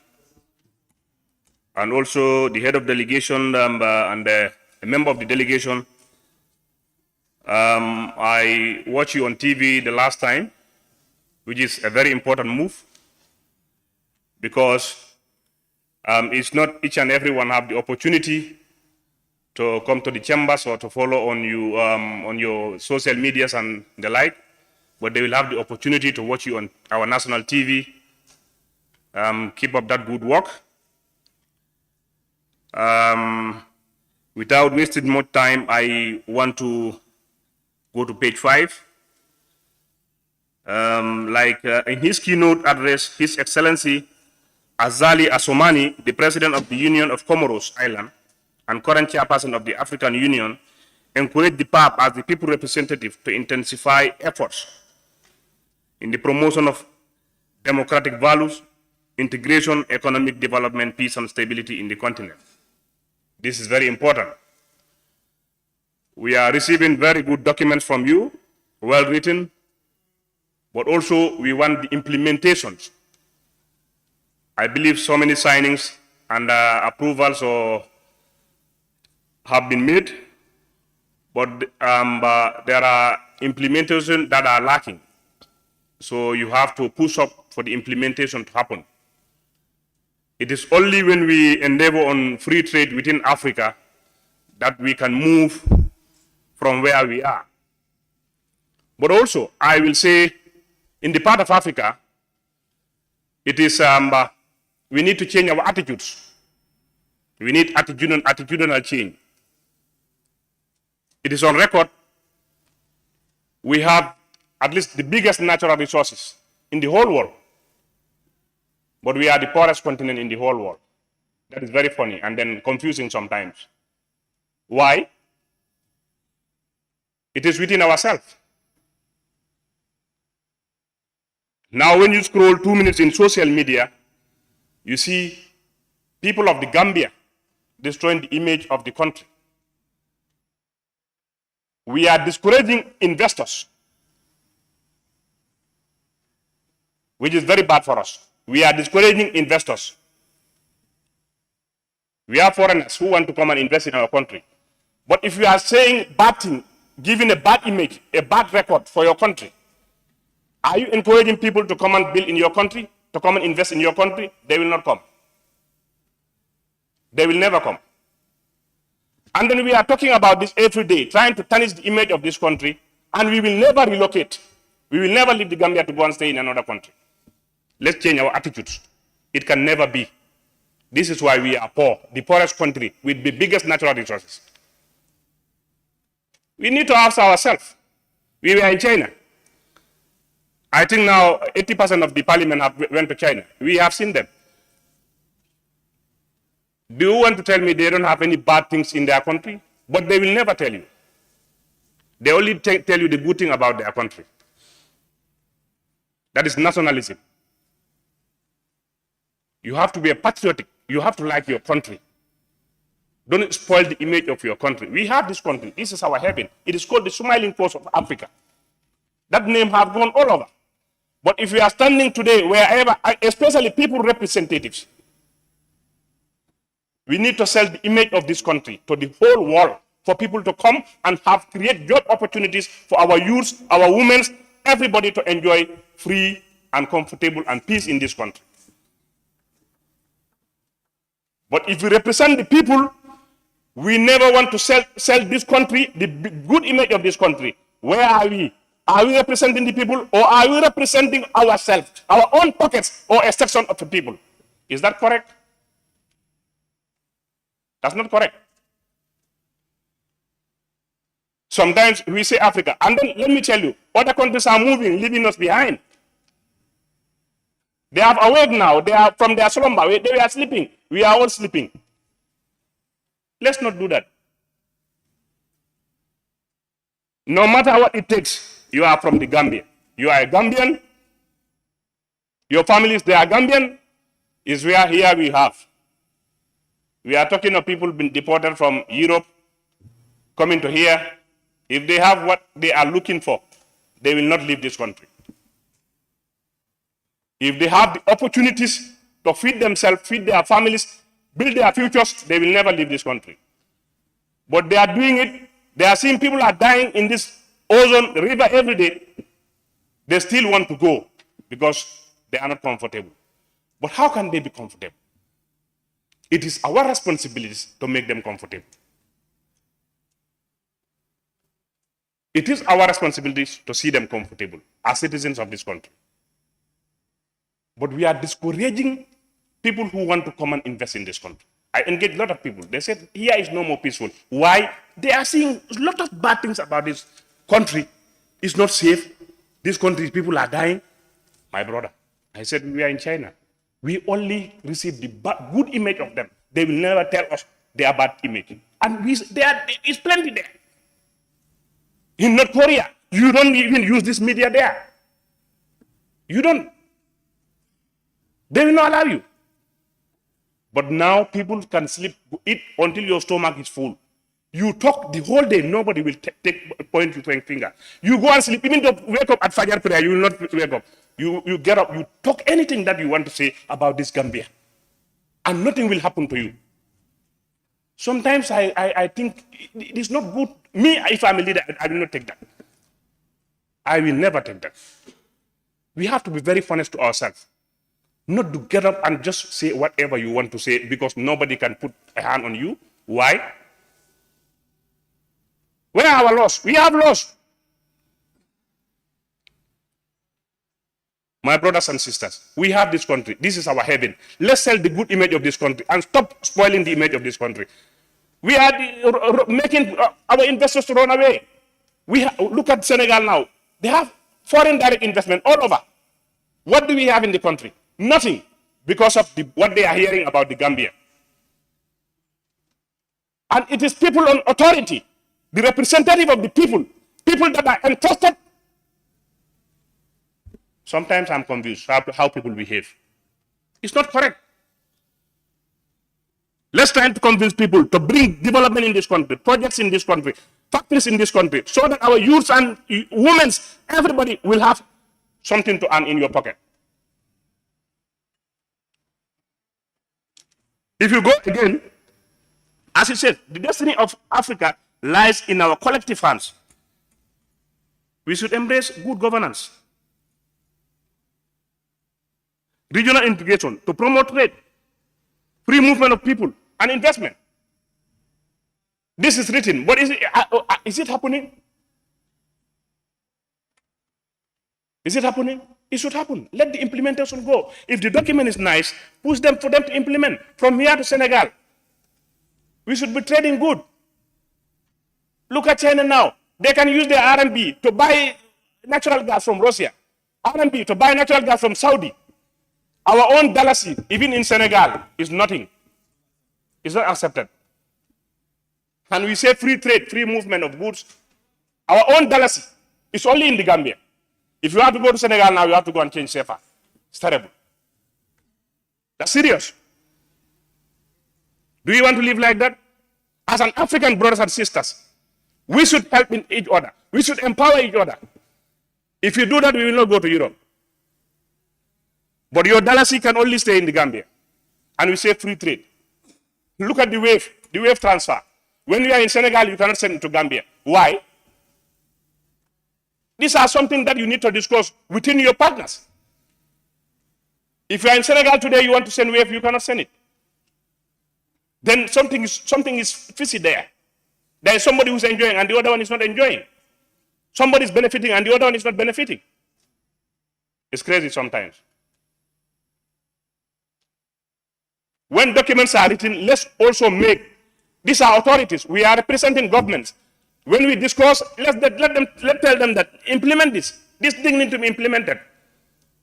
But let's not just sign and leave it there. The implementation should be there. If we have free trade from Gambia to only Gambia to Senegal, I'm not talking all of Africa.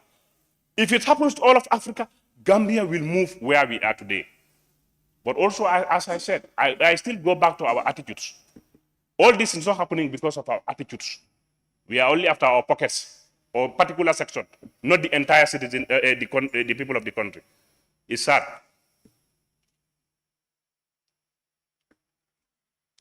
Honorable Speaker, I also want to go to where Honorable Shoaib Toure talked about the war in Sudan. Look at the war in Sudan. I don't believe on what I see on social media, but they are saying the RSF and the military, there's another president supporting these people, the other president is supporting these people. What is that? As a president of another country, people are fighting. You are supporting this faction. The other president is supporting this faction. Do you want that war to end? You are encouraging war. Before supporting them in financially or weapons, try to make them sit and address the situation. There is nothing that a war can regulate. War will only endanger everything. So I believe Pan-African Parliament, with all stakeholders, you should try to talk to these people and then end the war in Sudan, as Shoaib said. Like he said in his contribution on the ongoing conflict in Sudan, Honorable Shoaib Toure, member for Wuli, is opined that one of the best solutions to resolve the conflict in Sudan could be the option for coherent strategy in order to silence the guns through ceasefire agreement to restore normalcy in the country. This is very correct. I applaud you for that, Honorable Shoaib. Now we are looking at these people are fighting. And we said African Union or whatever union we are talking of. We are watching them killing each other. Youths are running away. People have been killed every day. We look at this thing until when? Do you want to tell me there is nobody who can stop that war? We can stop it. But each and everyone have an interest. You are only going for your interest, which is very bad. Sometimes we need to change our attitudes. Honorable Speaker, on that note, I want to submit. Thank you very much. Thank you very much. I now invite the Honorable Member for Fonyi Jarol.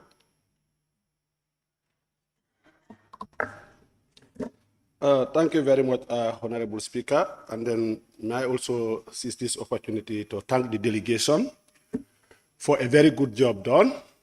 Well, if I say your job is perfect, maybe some will tell me that there is no perfection. So let me use the word very good. You've done a very good job. And Africa, they will start calling or singing, Africa, let's unite. But the problem of Africa is Africans themselves. As I always say, we don't believe in ourselves. And then I will not go even far. Even here where we are, accepting and believing each other is a problem. You don't accept me, why? Because I belong to a different political party. You don't accept me, why? Because I supported one that you don't support. How can we work together? And then let me move to Senegal when we talk about trade. I don't want to just waste time because trade here, we look at trade. We cannot even integrate. And then they will tell you that Senegal and Gambia, we are one. The same people that we have in Gambia are the same people that we have in Senegal.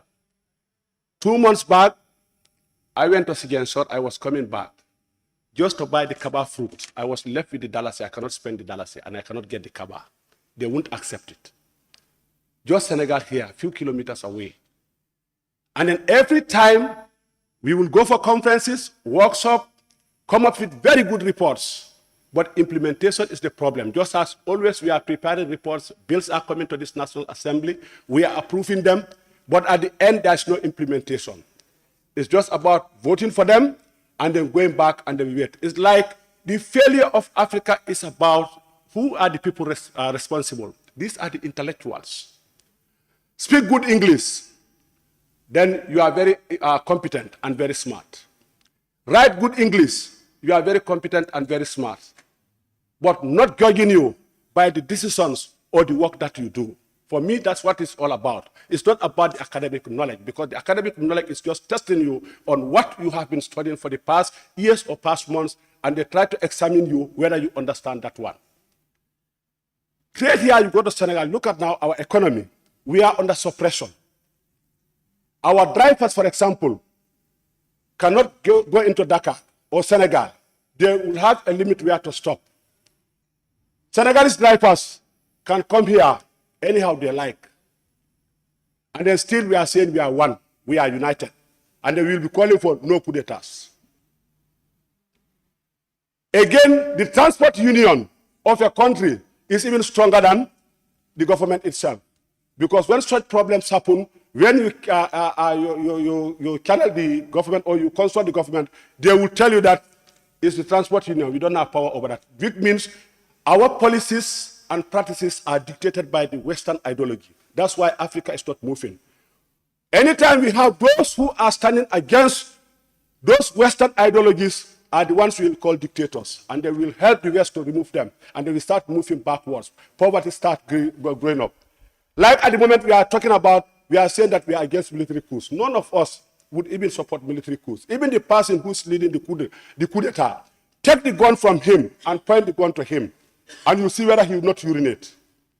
That's the time you know that even the person leading the coup d'etat is not in for the coup d'etat. But why is he picking up a gun? Why is he getting that support to go and overthrow a government? You give me a gun to look after you when you cannot even give me food, when you cannot even give me, maybe give me my living needs. The people who vote us into power, they're going hungry. Like at the moment, we drive in Prados and then we going everywhere. When their own children cannot even go to the nursery school. But we still go against it. No one will ever support the coup d'etats. Like Senegal here, you look at what is happening, like when I say that the protection of natural resources, we're talking about climate change. It is okay when the youths have been shot down and killed at the borders to protect a natural resource, a foreign country. And then a government can come out and claim that whether they are not citizens or they should not even be there when we are not in war. So it is okay. None of us here will go and do charcoal burning. None of us will go and do firewood selling. It's only circumstances that force us to engage into such practices. When there is no employment, people will go in for certain things. That is not their interest. They are forced because of circumstances. You look at equality. You look at even governments. Like, I'm not going too far. I'll just stop at Senegal here. Problems were happening between the opposition and the government. We have seen where it started. First, it was a rape case. Later, it moved to something different. And then the government, because we are good friends, we are silent. Government will again, or our intellectuals will come out to say that, no, for Senegal, let us not put our mouth there.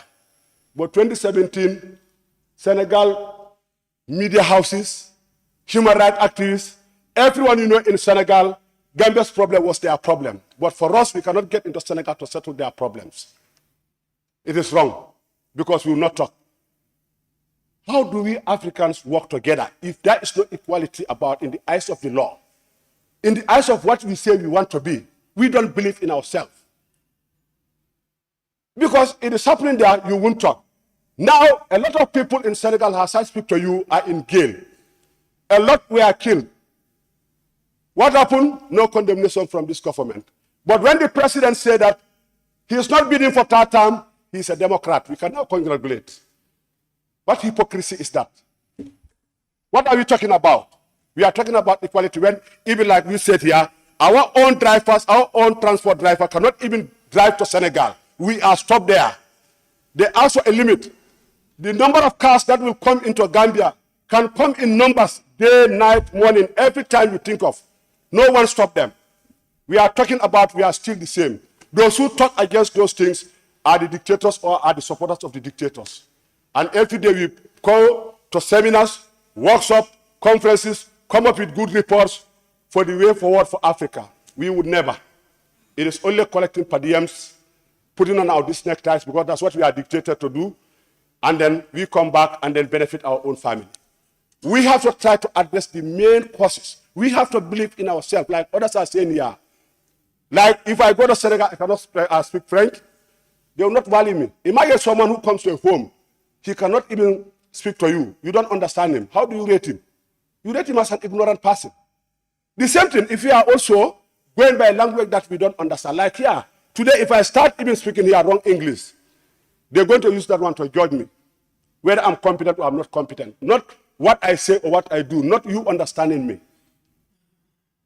The committee or the delegation, you have done a very good job. But I always say our problem is acting and then holding people accountable. Now, those people who violate this, like what we are saying here about trade, my people are stood at the border. Should that happen? We are talking about that should not happen. Would we take that to the international law for killing our own people because of they are there to fetch firewood, they are there to look after animals, because they are there to be judged as rebels? Is there any law that permits anyone to shoot anyone who is not armed? Whether it is an international law, domestic law, but we all remain silent. Here the problem is, as long as it does not affect you, you are not bothered. When it affects you, it bothers you. Africa, we must see that we are one. Like if I go to Fonyi here, I move to Kasama. Those people from there, even my ancestors, they are from even Kasamas.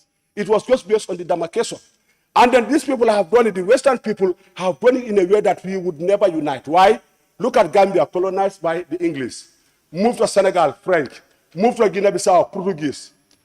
So who will? Now, if today they say that now we're going to make French as an official language, Gambia will say no because we speak English. So we're going to stand against no. So we'll never unite.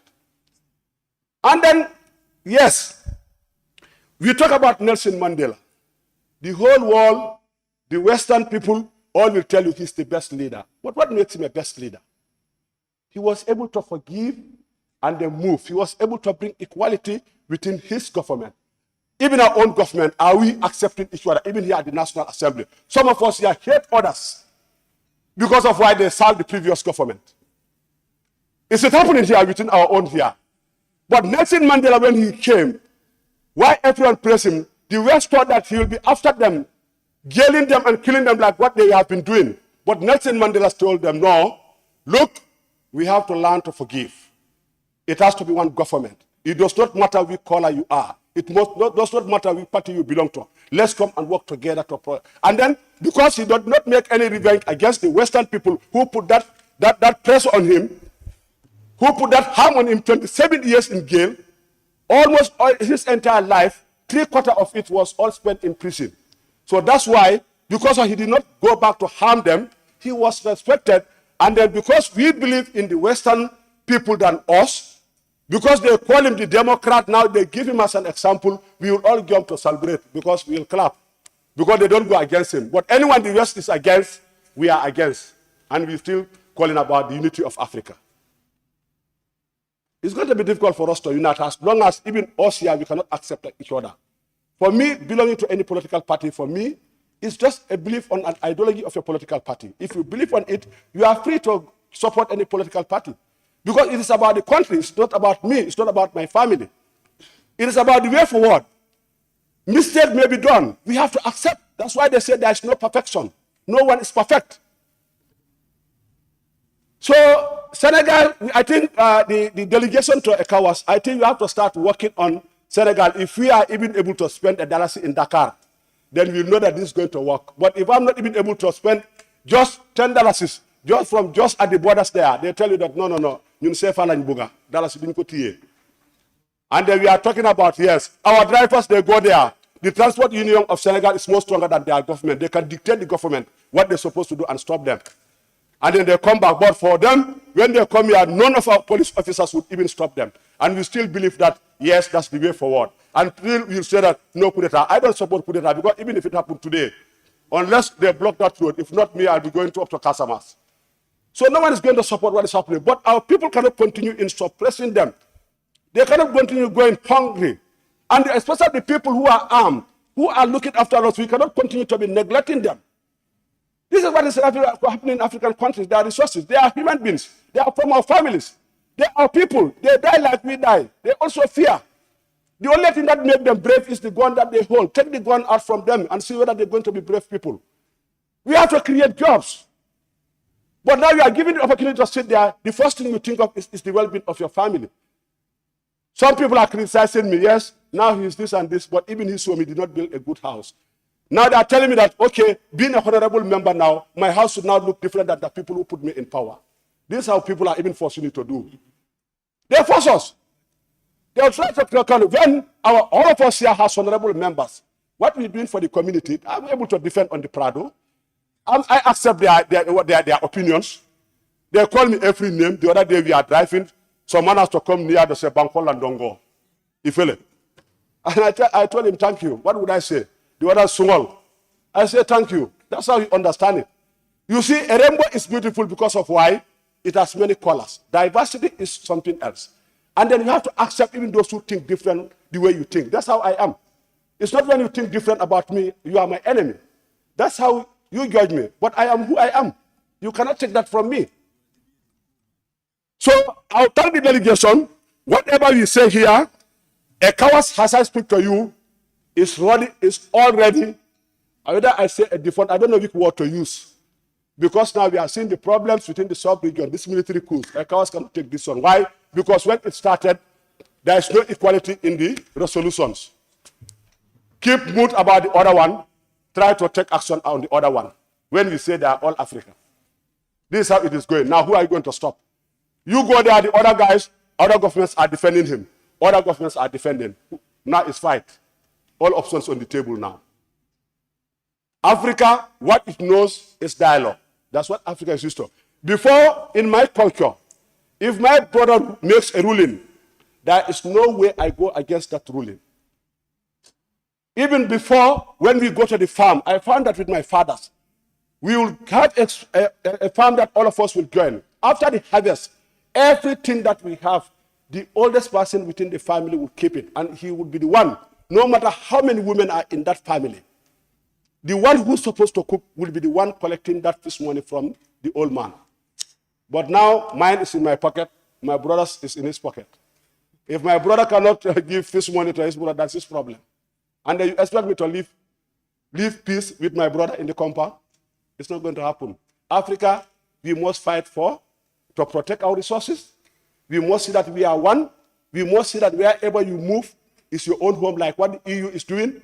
Only what you need is the identity. Your passport, you can travel anywhere in the EU. But look at even our youth who are trying to migrate to the West. At Tunisia, what happened to them? They were crying and even calling for help, that we should help them to come out. Tunisia is where? It's Africa. So our problem is our problem. But the main problem that we have is the people we call intellectuals. Because they come up with policies, they make sure they write this report. When you read them, you understand the language, you'll start clapping. But come to implementation, nothing is going to happen. Thank you, Mr. Speaker. You don't clap. You don't clap. I now invite the Honorable Nominated Member, Maimouna Sise. Thank you very much, Honorable Speaker. I would like to join my colleagues I try to give a very fitting applaud to my team leader and the entire delegation of Pan-African Parliament. I give kudos to my team. When we leave this country, attending any other international forum, we are just pure Gambians. Not a politician, but a representative of Gambians, which I would like to thank my team leader, which is Honorable Alhagie Mbow, for giving this very marathon speech about the activities of Pan-African Parliament for the last sessions, which highlighted so many things, so many brilliant ideas.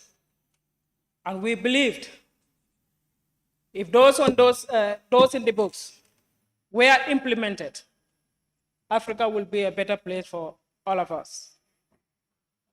We would like to see the action in us, the commitment, the ideas behind these documents need to be protected by all of us. How can we do that? We have to encourage our fellow members, the African member states, to try to consider the Malabo Protocol, to empower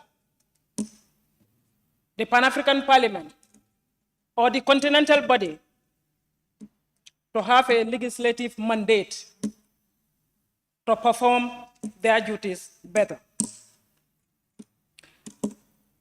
Pan-African Parliament, we are facing so many challenges, which will go to the budgetary allocations from AU. We have a grossly insufficient allocations. Some of the available funds which are requested are only tendered to the committee meetings, which are not sufficient to take a better ordinary session or parliamentary sessions at the given time. Honorable Speaker, we believe Africa is ready if we put what we are working on. Africa will be prosper. Africa will be henceforth go further. But I would like to appeal to our elites, our intellectuals. Africa's problem is the problem of our intellectuals. They have so many ideas. They have so many brilliant ideas. You have so many intels who can sit and summarize the world, how the world is going to be ended. And most of them, they are all from Africa. But whatever theory they have, they don't give it to Africa. They give it to the West to be dictating them, and they will give their knowledge, their spirit to make sure that West is developed. How about where they belong to? We have a problem. Unless and until we are prepared to take the mantle of Africa, not only the lip service, Africa needs to be united, Africa needs to be developed, but it cannot be developed without our own commitment. This black and white need to be implemented. We need it to, the action to be oriented right now. Not later, but right now. Honorable Speaker, I would like to go to page 9, where the keynote address of His Excellency Dr. William Samuel Ruto, the President of the Republic of Kenya, who also doubled as the chairperson of the Committee of African Head of States and Governance and Climate Change, underscore need to be urgently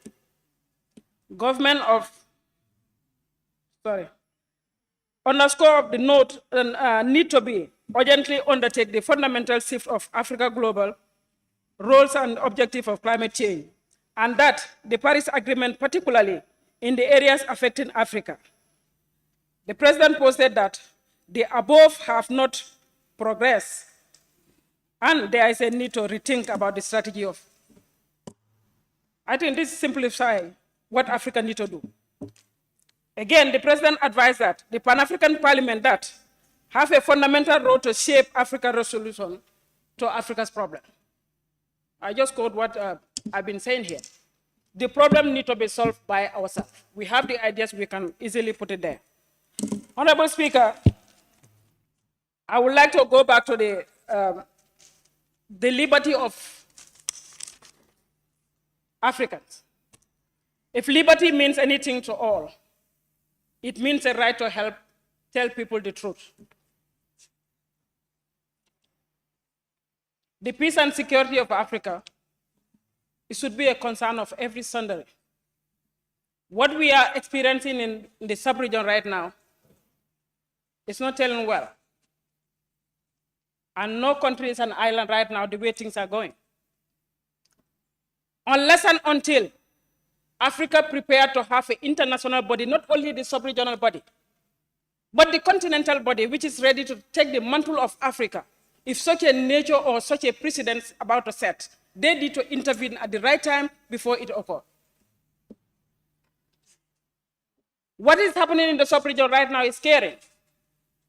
The turmoil going is just like about a few years ago in Arab Spring. The turmoil started somewhere from Tunis.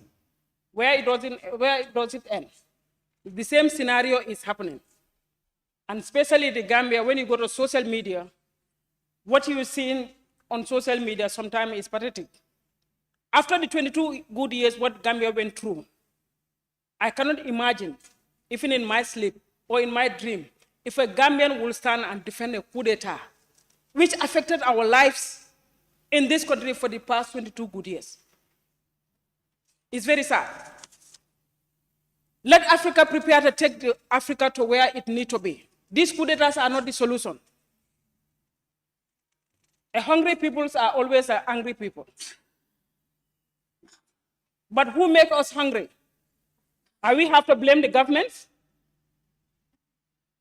The government is an institution comprising the whole entire Gambia.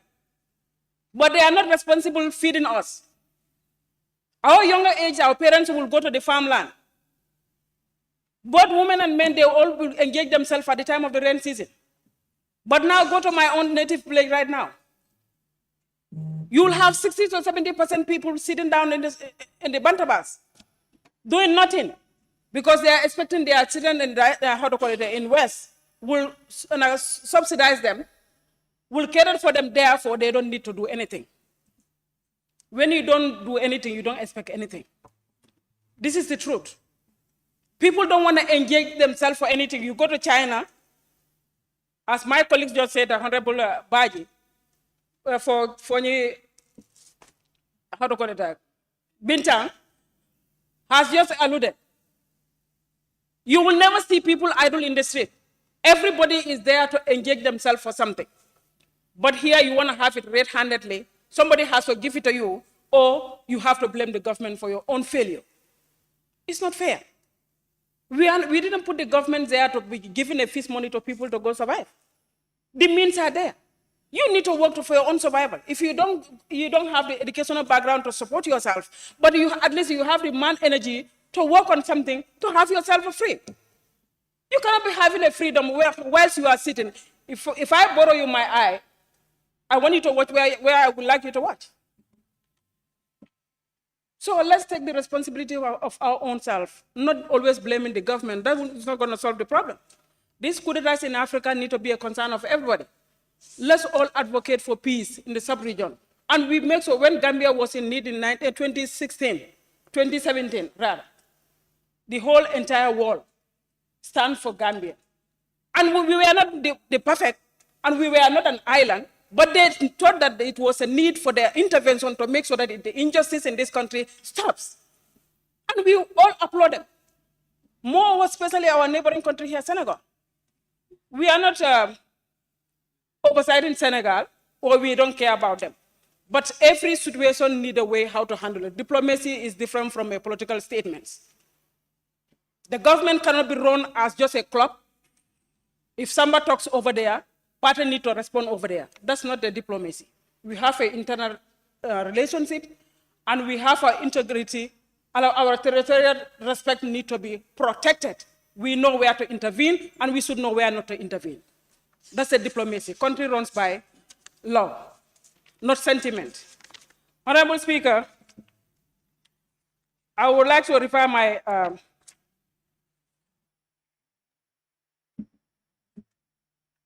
able secretary, which I think it was an oversight of one of the reports which was laid regards to the CWS conference which happened in New York, which I happen to represent Pan-African Parliament from on the 12th to 17th of March, which was not captured in the report, which I would like to highlight on. There were some recommendations over there. Empower women and girls through meaningful access to the internet and digital technology could undoubtedly empower them to build a business and access to education, health, social, and social service finances. It could also be empowered tool for women and girls to participate in governance, associate rather than speak out of digital and rights. Honorable Speaker, some of these things that need to be very, very considered. Especially in the Gambia, how we thought that women belong to the markets, the farms, and other multi-tax businesses, home, to whatever we might be calling them. But by empowering them, it has to start from our political parties. We need to start to have embedded laws in our political acts to make sure that the women are protected, not only for them to be supporting, clapping for the politicians, but we want to see the improvement of them.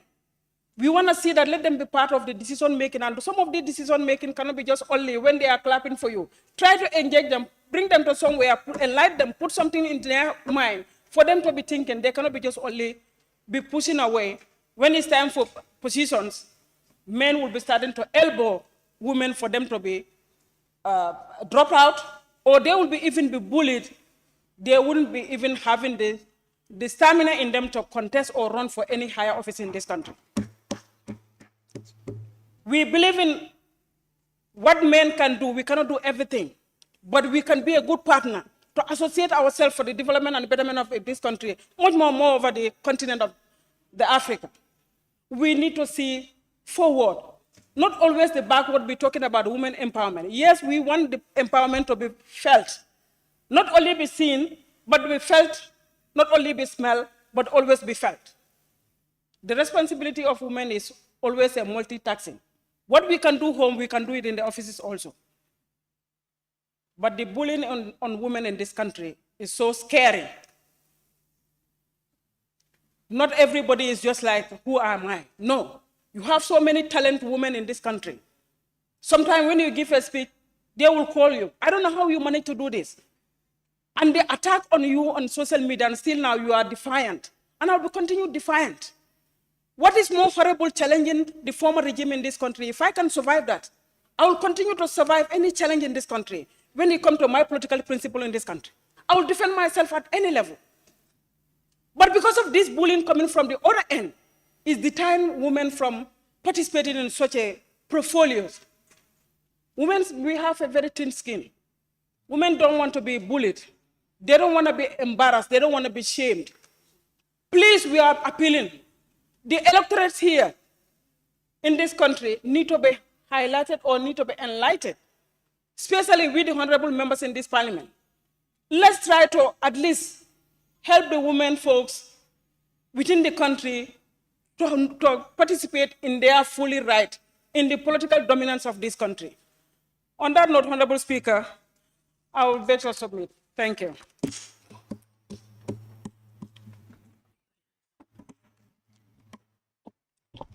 I now invite the Honorable Member for Jara Central.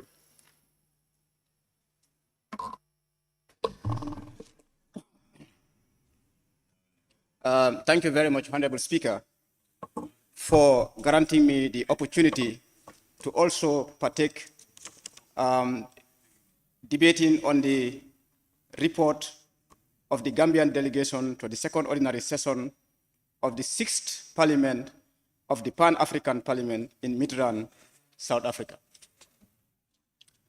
Honorable Speaker, I will be a little bit biased in my submission in terms of debating on this report, and centered my subjection or my submission to only the AFCFTA agreement, which has been talked about in this report. And in fact, Honorable Speaker, if you look at on page 4, we will understand that the session theme was to accelerate the implementation of African Continental Free Trade Area of the African Union for 2023. This theme, Honorable Speaker, cannot be more apt in discussing issues that concern Africa. If you look at the AFCFTA, Honorable Speaker, we have 46 countries ratified, signed and ratified the agreement. And then we almost have 7 to 8 countries that have only signed but not ratified the agreement. The reason why I am concentrating on the theme, of course, as the chairperson of the Select Committee on Trade and Regional Integration of the Gambian Parliament, I need to reinforce, obviously, this team and a smart team for that matter, for the Pan-African Parliament to sit aside, think very, very intelligently, and bring up this matter on their agenda. Africa, if you look at it, we cannot develop if we are not integrated. We ought to be fully integrated. And in that dimension, Honorable Speaker, we cannot, no country in Africa can remain as an island. We have seen it been demonstrated by the recent Kenyan President, William Ruto, who have gone as far as eliminating visas for many African countries that would want to go to Kenya for trade.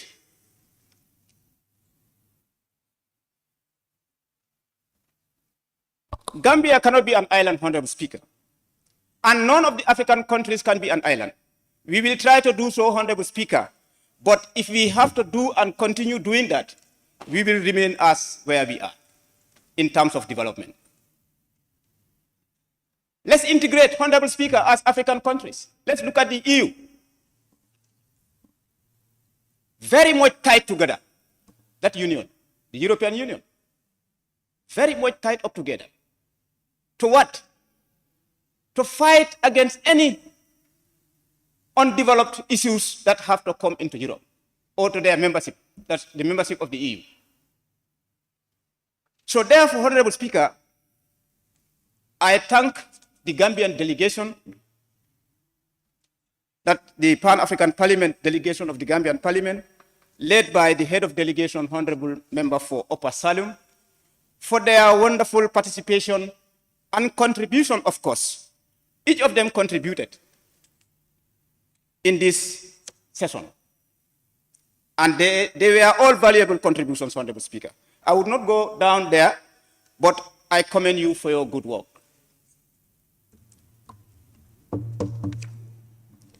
Honorable Speaker, if you look at the general objectives of AFCFTA and the specific objectives,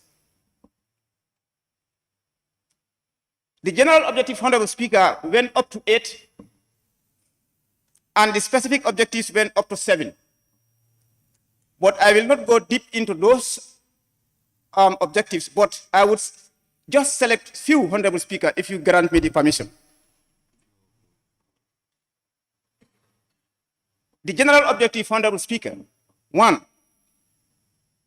to create single market for goods and services, which must be facilitated by movement of persons in order to deepen the economic integration of African continent. Well-written write-up.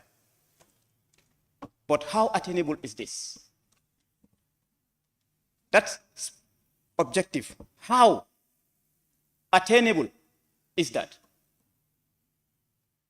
If you want to leave Gambia now to go to Senegal, just our neighbor, a closest neighbor, you are asked to pay something before entering. Likewise, if you leave Senegal, also entering Gambia. If you have an ID, or if you don't have an ID, they ask you laissez-passer. Laissez-passer. Gone are those days as far as we have ratified this agreement. The Gambia, Honorable Speaker, ratified the AFCTA agreement and effected in January 2021. And if you are a Senegalese now entering the Gambia, without a valid ID, you are asked to pay laissez-passer. If you are a Gambian entering Senegal with your valid ID, you are asked to pay something. Where is objective number 1? Where is the free movement of persons?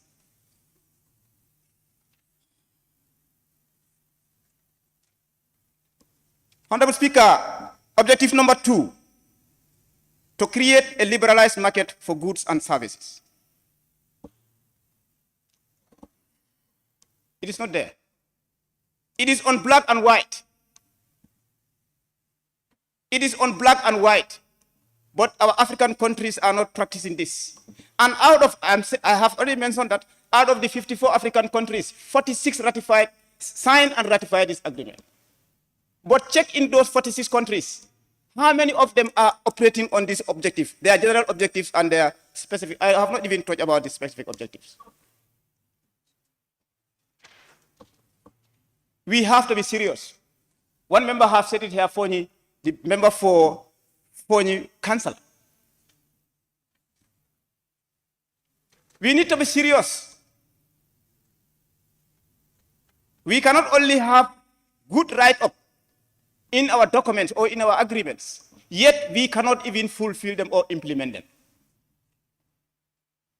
Then we have to look at ourselves inward.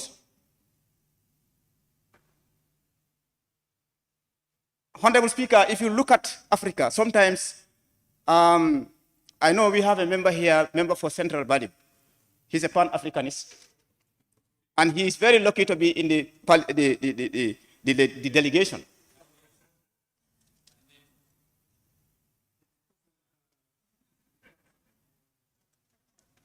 He used to say here, Honorable Speaker, in most of his contributions, that's the member for Central Body, that Africa, if we have to go forward, we must be serious.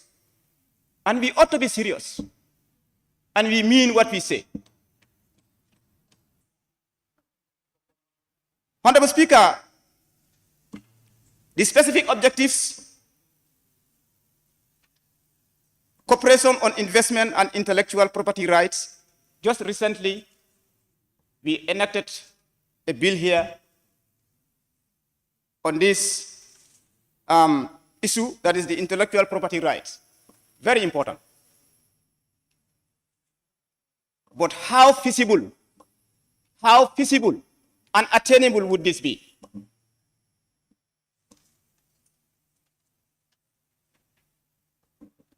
If you look at the agreement, Honorable Speaker, in totality, it is a very progressive one. The African Continental Free Trade Agreement is a very progressive agreement. But the African countries will not be serious to implement this agreement to the fullest.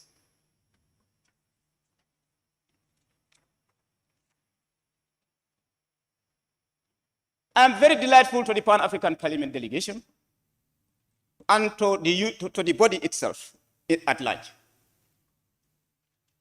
Honorable Speaker, if you go to page 7,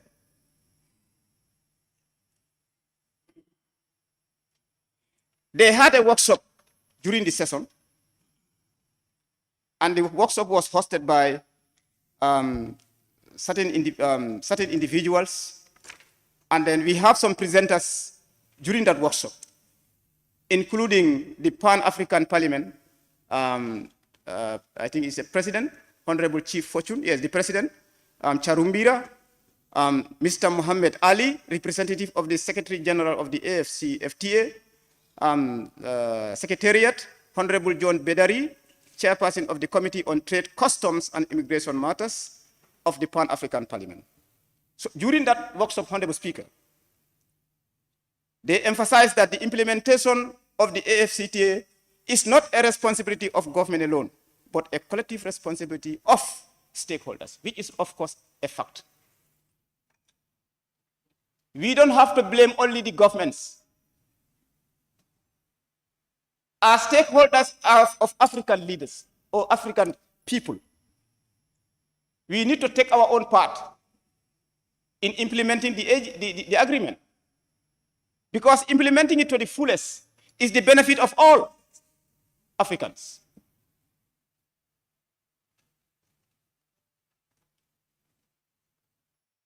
They also mentioned in that workshop, Honorable Speaker, that the implementation of this AFCTA must be accelerated. It must be accelerated. It is only through trade, Honorable Speaker, that we can make it. That's the time and where we can have the market. Without our fully integration of African countries, where can we have the market? You cannot harvest your tomato in Gambia and want to transport them to Senegal, and it is a difficulty. Sometimes you even spend a day there, all the tomatoes are rotting, if at all they are not well packed. Where is the market?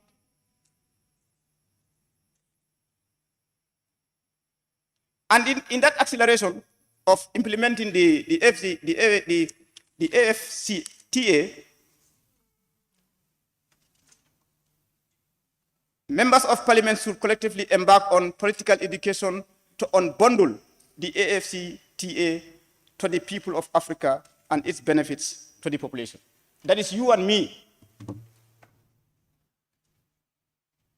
The delegation and the body itself is talking to us as MPs that we need to go and sensitize our people about this agreement. Because they went further to say that it is not only the state, the head of states and governments who can implement this agreement, but even the stakeholders. And we are stakeholders. On that note, Honorable Speaker, MPs, I'm challenging you to go as far as what the delegation is mentioning here for us to go further and implement that.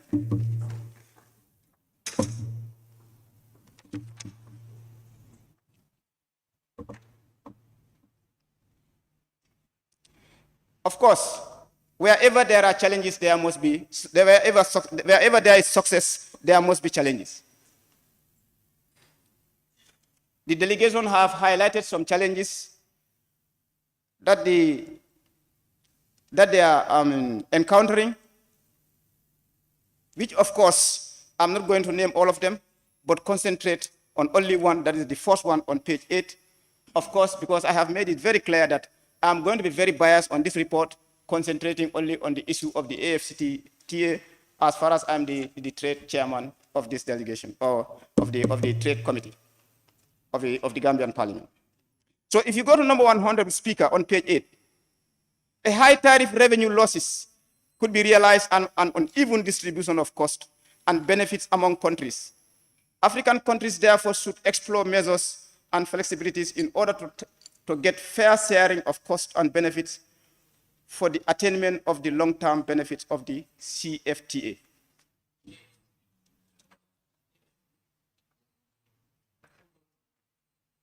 So the continental free trade area, if we have to be successful in it, we must accept some challenges, and the challenges would be losses of revenue, because it's not all the countries that are equal in terms of market. So in that regard, Honorable Speaker, I beg to take my seat. Thank you so very much. I now invite the Honorable Member for Central Body.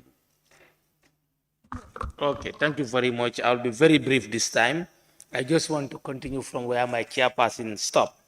I want to salute the head of the delegation, and I would just want to give just a brief background about the Pan-African Parliament, because members must understand how we operate, then all of us can champion the cause.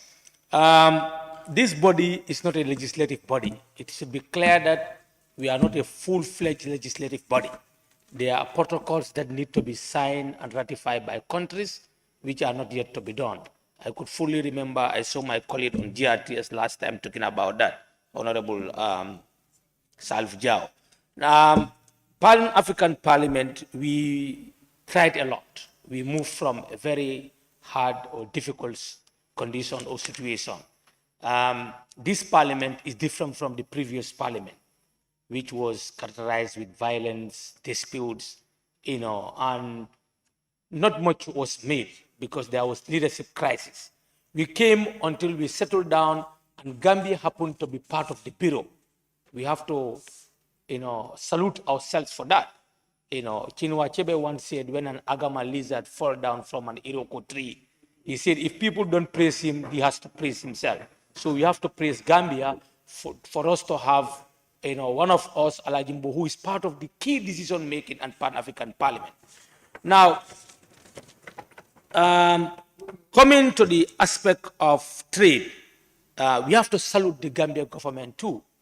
It was first pronounced by the president of Kenya, William Ruto, who said that there will be no visa as far as trade is concerned coming to Kenya. Gambia also made similar pronouncement. Here on the floor of the National Assembly, the foreign minister of Gambia said it. Gambia also have followed the same suit. So we need to celebrate it, and we want our media to carry this so that they know that Gambia is on track as far as this trade agreement is concerned. Yes, some people raise doubt whether we are action-oriented. I can say action is being taken, and most of the countries are moving into that direction. Africa, we have all the resources. We have the resources, we have the energy, we have the intellectual capacity. We need to move as a continent. There is no time to waste. We cannot expect the Chinese are paying your ticket to take you to China because they want you to learn and accept their culture and their language. Soon some of you will be starting learning Chinese language. When we don't have a continental language, which was advocated by Nkrumah and his colleagues. Africa, it's not much. We have few goals that we need to work on. And these goals have been here decades and decades. In 1957, Nkrumah said, the independence of Ghana is meaningless until it links up with the total liberation of all African states. If he was selfish, he would have just accepted their independence to become an independent. And other countries follow suit. The formation of OAU came. So there were different blocks, but we tried to forget about all those problems and come together as a continent. Because the Casablanca group, the Morovia group, also created a lot of setback to the unity of Africa. Until when Muhammad Gaddafi came, transformation took place from OAU to AU, African Union. And we all remember AU summit was held in this country during the time of President Yahya Jammeh. So what do we need to do now? Let's also have PAP session in Africa. This is what I'm appealing to all of you to make sure that we also host Pan-African session in Africa. We can do it. Pan-African Parliament in the Gambia, Pan-African Parliament is suffering because countries are not paying their dues as expected. They are not contributing, they are not supporting. We cannot depend on EU and the Chinese, the Indians to sponsor Pan-African Parliament. This is the problem. So Africa, we have all the resources, we have the timber, we have the minerals, so we cannot accept people to come and loot our resources. And they are using our heads of states. Because no investor will come here, you don't pass through State House.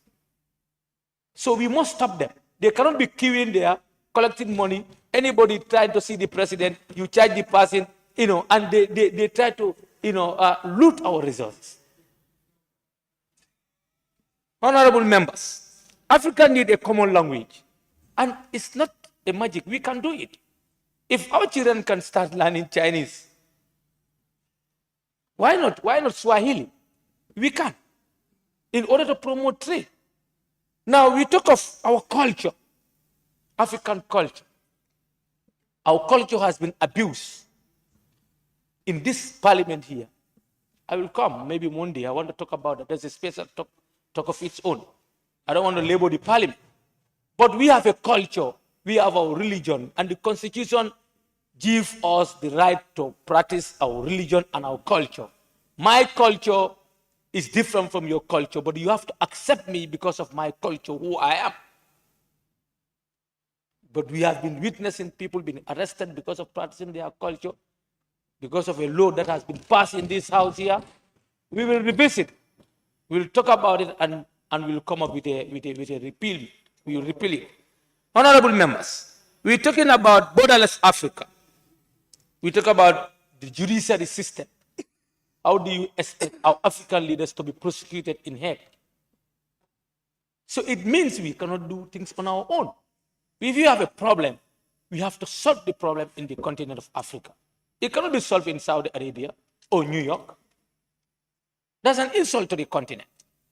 Honorable Speaker, talking of one military in Africa, Kurumang talk about this. And all these things we are well planned, well sketched, so that we have a continental army. If there is a problem in a particular army, in a particular country, the army can go and resolve the problem. But the pronouncement made by ECOWAS, is that promoting unity or chaos or banditry or terrorism in Africa? How can ECOWAS pronounce that they will go and attack a military, men in uniform, with guns, with arms, when we know that the sub-Saharan Africa, we have a lot of migrants who are on their way? So attacking Niger will plunge our sub-region into a war. Those young people could be exploited. Given $1,000, they will take arms and fight. So we have to think, when there is a problem in the continent, we have to use our brain to solve the problem, not by force. Honorable Speaker, coming to common market. Honorable member made mention of it, tomatoes, jatos, cabbage, to talk about. If you go to Jara right now, you go to the gardens, you'll be so much impressed. You go to the, the Sierra, you see the rice, but you cannot have a rice made in Gambia.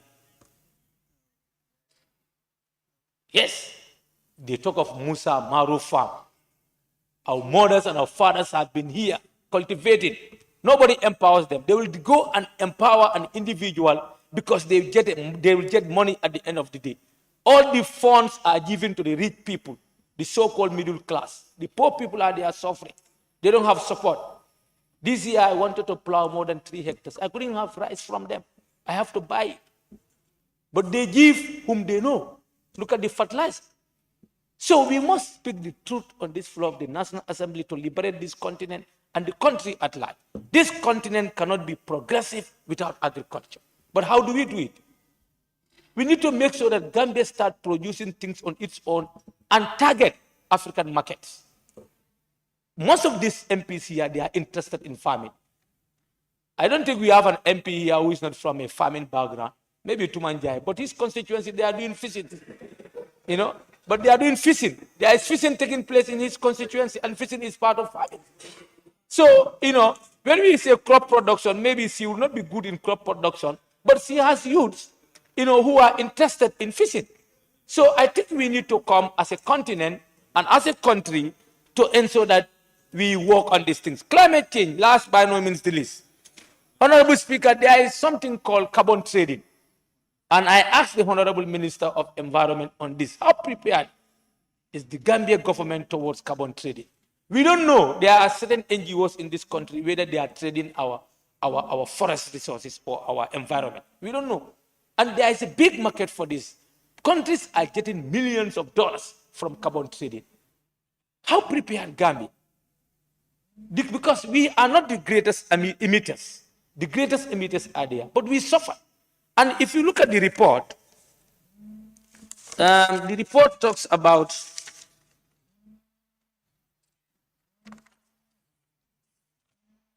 yes, in page 9, he said, however, the members of PAB were informed that Africa's contribution to global greenhouse gas emission is minimal at only 4%. Yet the impact of climate change on our people is huge. So we are the greatest sufferers of climate change. So what do we need to do? We need to sensitize our farmers to continue planting trees. These trees, one day, they will get income out of it because it will be measured the level of emission that you are controlling, and you will be paid for that. So this must be translated. How can we generate money from this?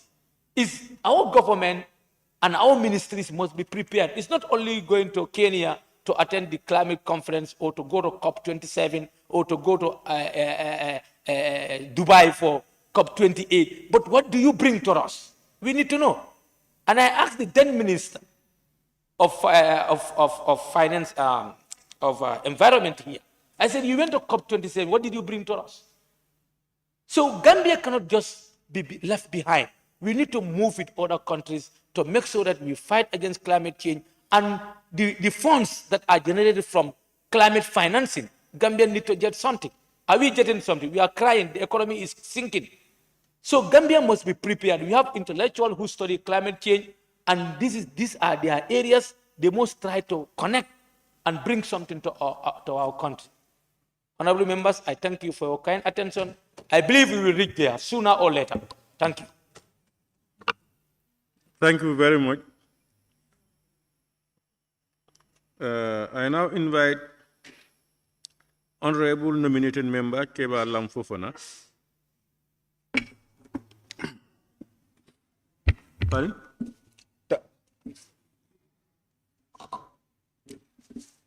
Thank you very much, Honorable Speaker. Honorable Speaker, I intend to be brief, but to start, I would like to join my fellow honorable colleagues in commending the entire, Pan-African team from the National Assembly of the Gambia and sending special congratulations to the head of delegation, Honorable Mbow, for a brilliant report. And again, saying that, let's start with the reasons behind the Pan-African Parliament. And that's where I intend to what? Correlate all of my contributions. I will refer this House to page 3. Paragraph 2, it states, the Pan-African Parliament is to provide a common platform for the people of Africa and their grassroots organizations to be more involved in decisions and decision-making on the problems and challenges facing the African continent. Honorable Speaker,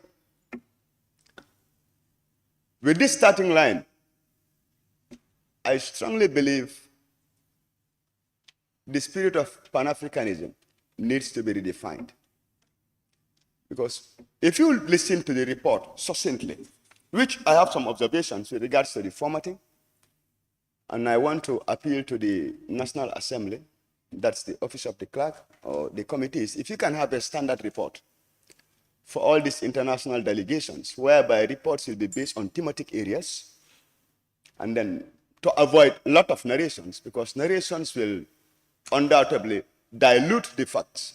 As a parliament, what we are interested in is the thematic areas which were discussed, so that we can know the recommendations, conclusions, and what we as a parliament needs to do to move those protocols or resolutions which are served on our behalf. So I strongly believe if we can have a standard reporting format which will reflect such, it will definitely go a long way in one, minimizing the time we spend on debate. Because if you look at the debate currently, it's not guided. Many a times deliberations are done on issues which have no correlation to the report itself.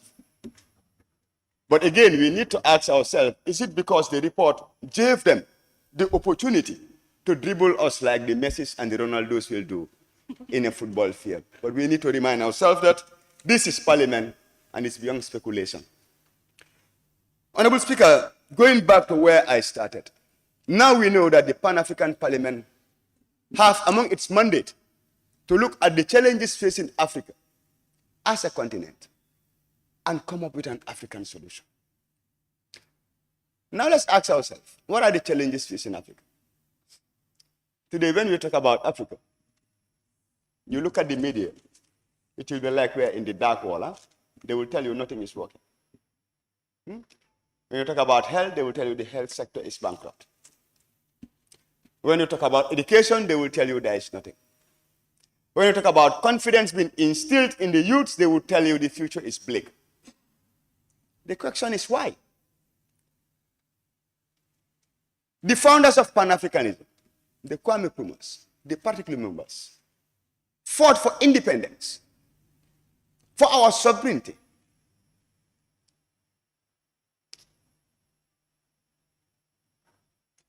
But does it stop there? And today, 90% of the rhetoric we will send out there is as if we are still colonized. Are we? No. Our forefathers fought for the independence so that we can go to the next level, which is the economic independence. But how do we get that? When we allow ourselves from the days of independence, the instilling of a sense of inferiority. That's only challenges. They make you believe that you are challenged by language, that your language doesn't mean anything. And tell me one country in this world that is developed without using her own language. Go to Russia, they have their own language. Go to India, they have their own language. Go to the USA, they have their own language. Go to Spain, they have their own language. Go to France, they have their own language. But after independence, we are made to believe that our languages cannot be our official languages. Then how independent are we? But we accepted it. Because the honorable member from Fonyi Jarol said it in its perfect sense. He said today a man's level of intelligence in this country is what? Evaluated based on how he or she can what? Speak or write English. Let's contextualize this. If we must move the Pan-African spirit in the Gambia, let's start the conversation of seeing how best do we start speaking our local languages in this parliament. Representation is beyond speaking the English language.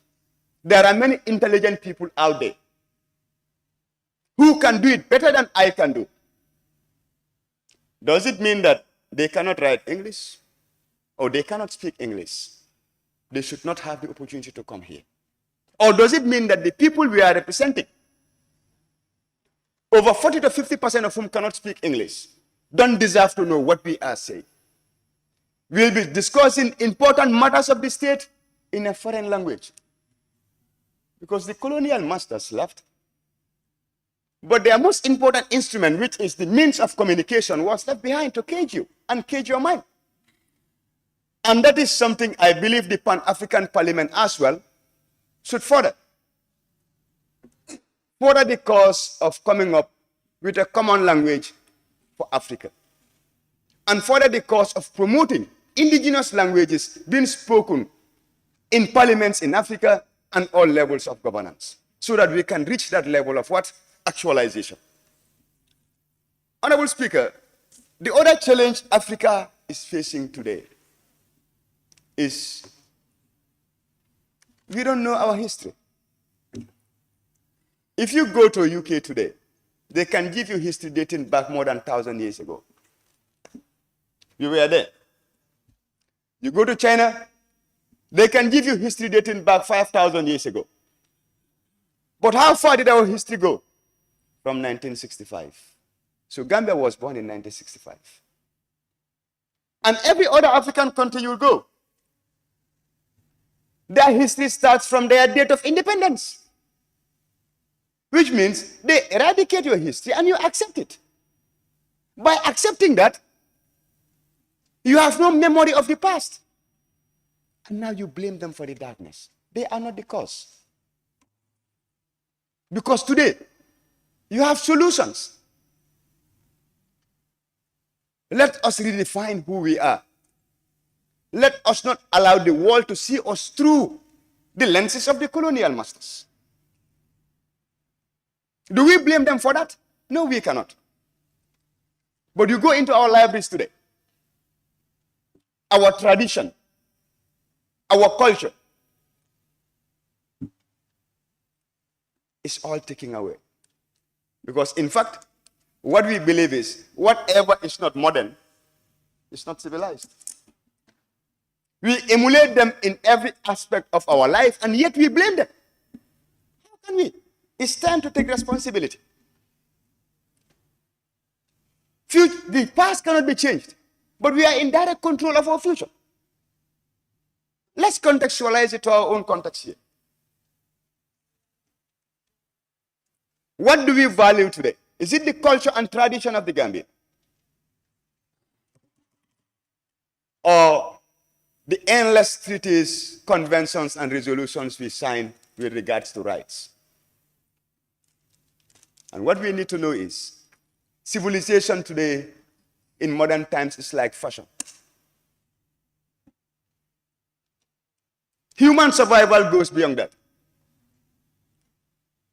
Human survival goes with dignity, it goes with hope, it goes with confidence. This cannot be attained if you leave the fundamentals of tradition, culture, and religion behind. That is who we are. Once we change that, we are not going. They've defined themselves and they know who they are. And based on that, they contextualize their mode of operandi. But who are we? Let's go back to our roots and our culture. Contextualize this to modern age and pave a way that will provide confidence, unity, and transformation. Honorable Speaker, the other challenge Africa is facing today, and that's why we are economically dependent. And unless and until we transcend above that level, it will continue to be so. After independence, they made you believe that you do not have the mental wherewithal to transform raw materials to finished goods. And today you blame them. When prices starts going high, when there is scarcity, when youths are unemployed, you blame the West. Why do you have to blame them? When you have the raw materials, when they pick the best brains from Africa, and you allow it. I challenge the Pan-African Parliament. If the spirit of Pan-Africanism needs to be revived, let's live by the sayings of Patrice Lumumba when he said, we know that Africa is neither French, nor British, nor American, nor Russian, that Africa is for Africans. And the raw materials of Africa should be for Africa as well. Let's move to the transformative stage. Let's add value to those raw materials. In so doing, we will create employment opportunities for the youths. In so doing, we can start exporting. In so doing, we can have direct command over the prices of those goods and services. And in so doing, we'll be able to derive the maximum benefits from our endowed resources. Honorable Speaker, the other challenge Africa is faced with is our segmentation into borders. Look at Gambia and Senegal. If you would permit me, I would say this in Wolof. It's like Jéeméñ ak Laméñ. Just look at the map. Yes? They segmented us. They divided us. But why? Why are we divided? And we are so comfortable in that division that even if at all we go to our international delegations, you will start seeing African countries siding as Francophone and Anglophone. In fact, in the leaderships, you want it to be rotated on the basis of Anglophone 5 years, Francophone 5 years. Is that the spirit of Pan-Africanism? That is not. And believe in me, the current status quo favors what they want. By dividing us, our market is being segmented. By dividing us, our capacity is being reduced. And by dividing us, we allow to be segregated as a people. So again, Honorable Head of Delegation, if the spirit of Pan-Africanism needs to be revived, let's not only limit it to the free continental trade. Let us go beyond that and start seeing each other as one. The EU is doing it. America is doing it. Over how many states? 54. Look at China today. Their land area is over 90 million. It's one country. What is the land size of the Gambia?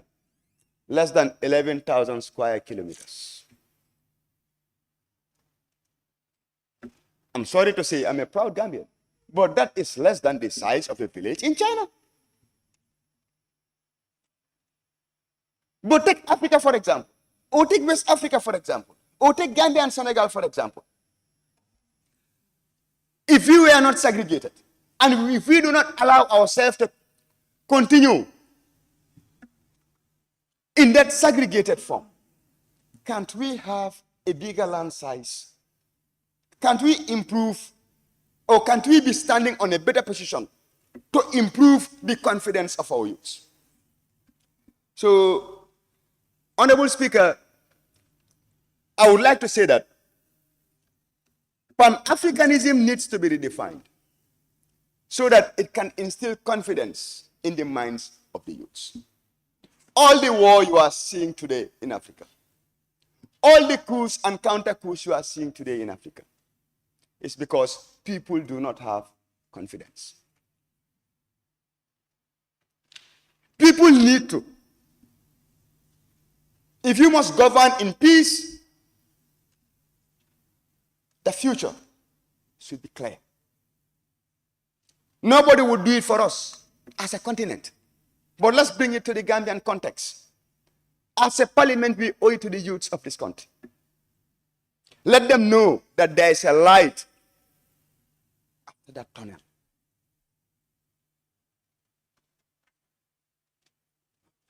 Let them know that our primary responsibility, that we are dedicated and committed to making sure that we bring those opportunities to their doorsteps. And this should not be based on rhetoric, but it must reflect in the policies we promote, in the programs we start, and the results should be tangible. So, Honorable Speaker, on a final note, I strongly commend the committee for a brilliant report, and equally challenge them to have a rethink at the Pan-African parliamentary level about the revival of the Pan-African spirit. And know that we are not in the era to fight for territorial independence, but now it's about economic independence and the survival of Africa. And this can only be attained if the youths see a future.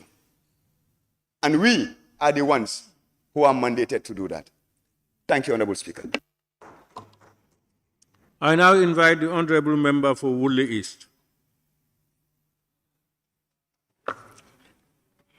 Thank you very much, Honorable Speaker. Honorable Speaker, when this, before it is late, this report, some people think that it's just going to take us 30 minutes to finish it.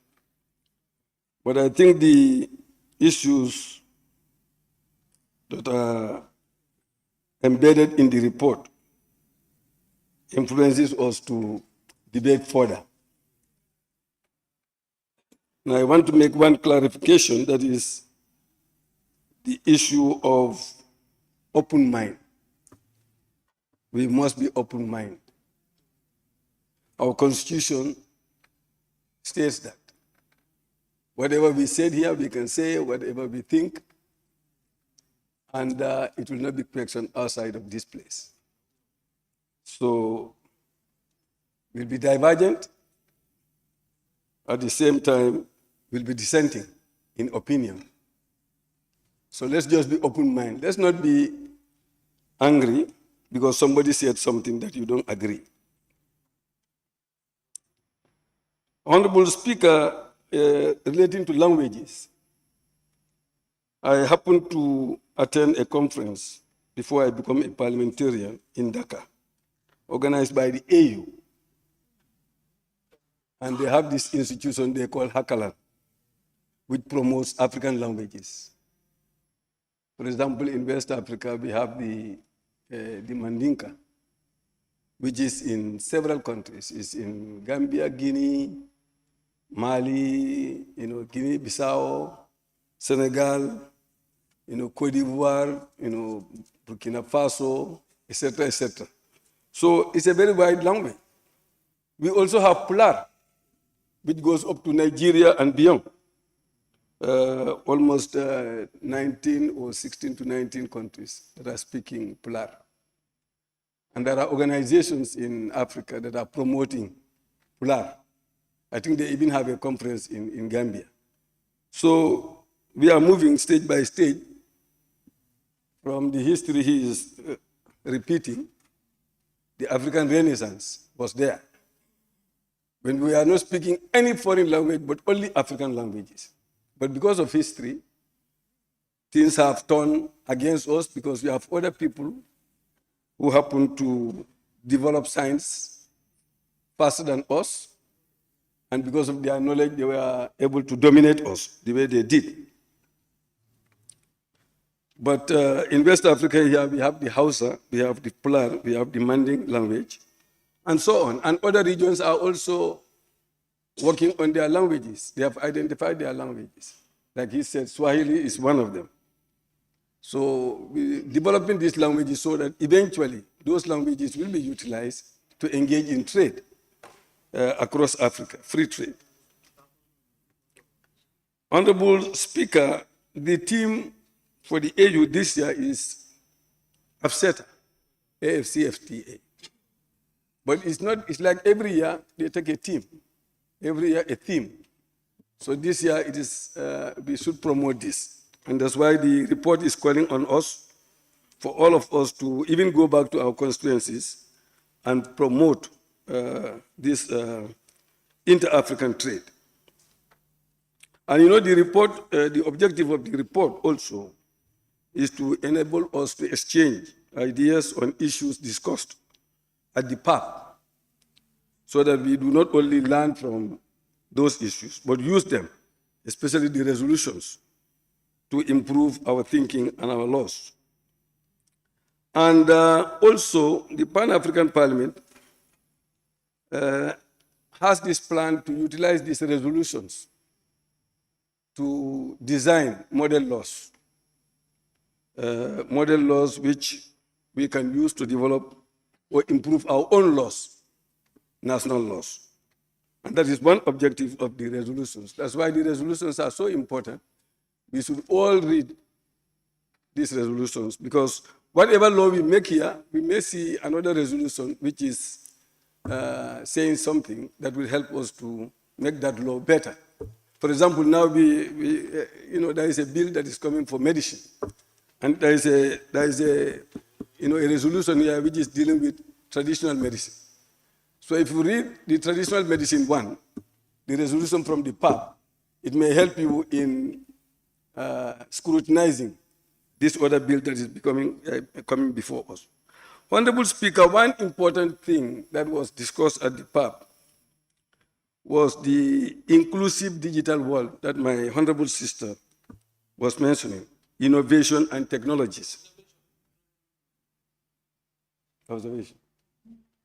You keep on observing. If I allow you to observe, just wait until your turn, you can come and observe. Please, I beg you. Huh?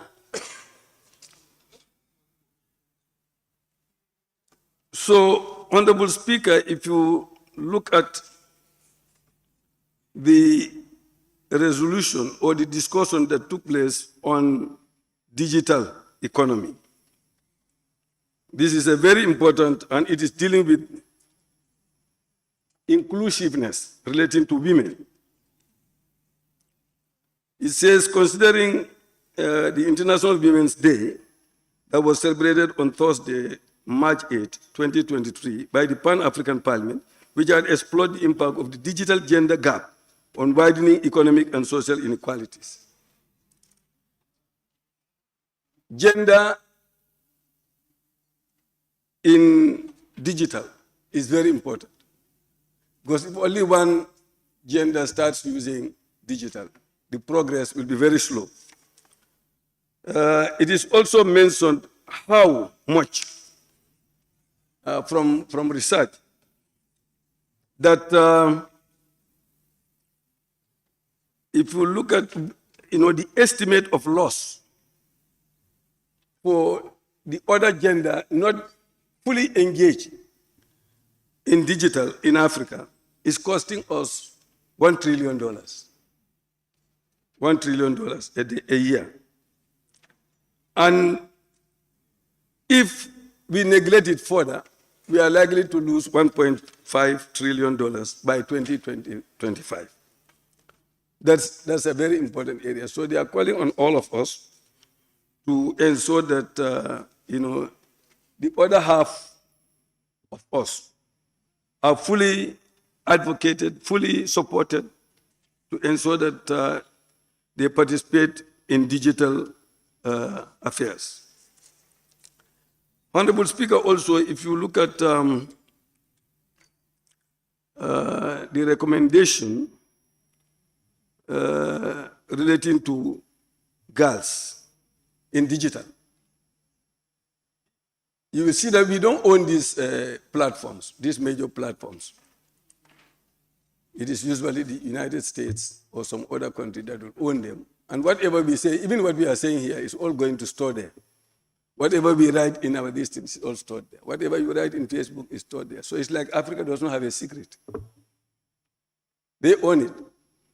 And I raised this thing during the debate that there is a need for Africa to come together through R&D to ensure that we have our own platform. If you have your own platform, you can control your own things, your culture. The honorable nominated member is talking about culture. If you want to develop culture in this day and age, you have to have your own platform, because all the communication tools are owned by those who are outside of Africa, and they use it for their own thing. Just go to the internet, just go to your mobile phone. You open it, you see things that you don't want, but you cannot do anything about it. They are using our women anyhow they want to use them. How do we control our culture? They bring everything that they want to. We have no way of controlling it. Nothing. So that area is also very important. And when the president of Kenya made a speech, he alluded to that we're definitely working on trying to come up with our own platform so that we'll be able to store whatever we want to store and discard whatever, and even block whatever we don't want to see in our platforms. I think, Honorable Speaker, the recommendations should be utilized in such a way by this Parliament to be able to improve our advocacy, even within our constituencies. For example, we were talking about food security. And during my contribution there, I made one contribution, which is on climate change. and food security. What can we do as each individual parliamentarian in your constituency to show an example to the people? Because sometimes talking alone is not very fruitful. But if you show an example, others will follow. For example, if you have an acre farm and you turn it into a forest in your own constituency, that will be an example. And others will also begin to do that. And that is in our laws. When we ratify the forestry law here, relating to forestry, we put all those things there. And what did I do when I came? That time it was rainy season. But when I came, immediately I went to Wuli and established a Findi farm, one of the most popular food in the country. It's very expensive. Findi. How many people know Findi here? I think many people will know that. But people are depending on rice. But we produce our own Findi. 2 acres. That's what I produced there. 2-acre farm. That's an example. All of us should be able to do that, like the member for Central Badi. He's engaged in tree planting, tree production. I saw all the pictures. Unfortunately, I did not have the opportunity to visit his farm, but that's what he's producing. That's what he's doing there. I saw it. Very commendable. Good initiative. And we thank him for that. So, on that note, Honorable Speaker, we thank the head of delegation, who has been very meticulous in making sure that all our affairs are done properly in South Africa. And we thank the Speaker and thank the clerk for coming up with all these reports that has taken place in the park. Thank you. Thank you. I now invite the Honorable Member for Banjul South.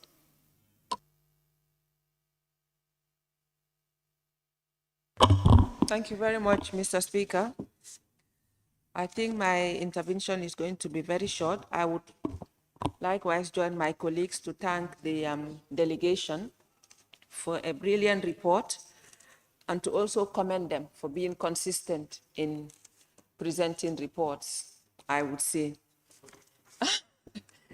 And also to thank them again for bringing the parliament close to the people by educating us about what PAP does through the media. I think that is applaudable. It's something that all delegations should emulate.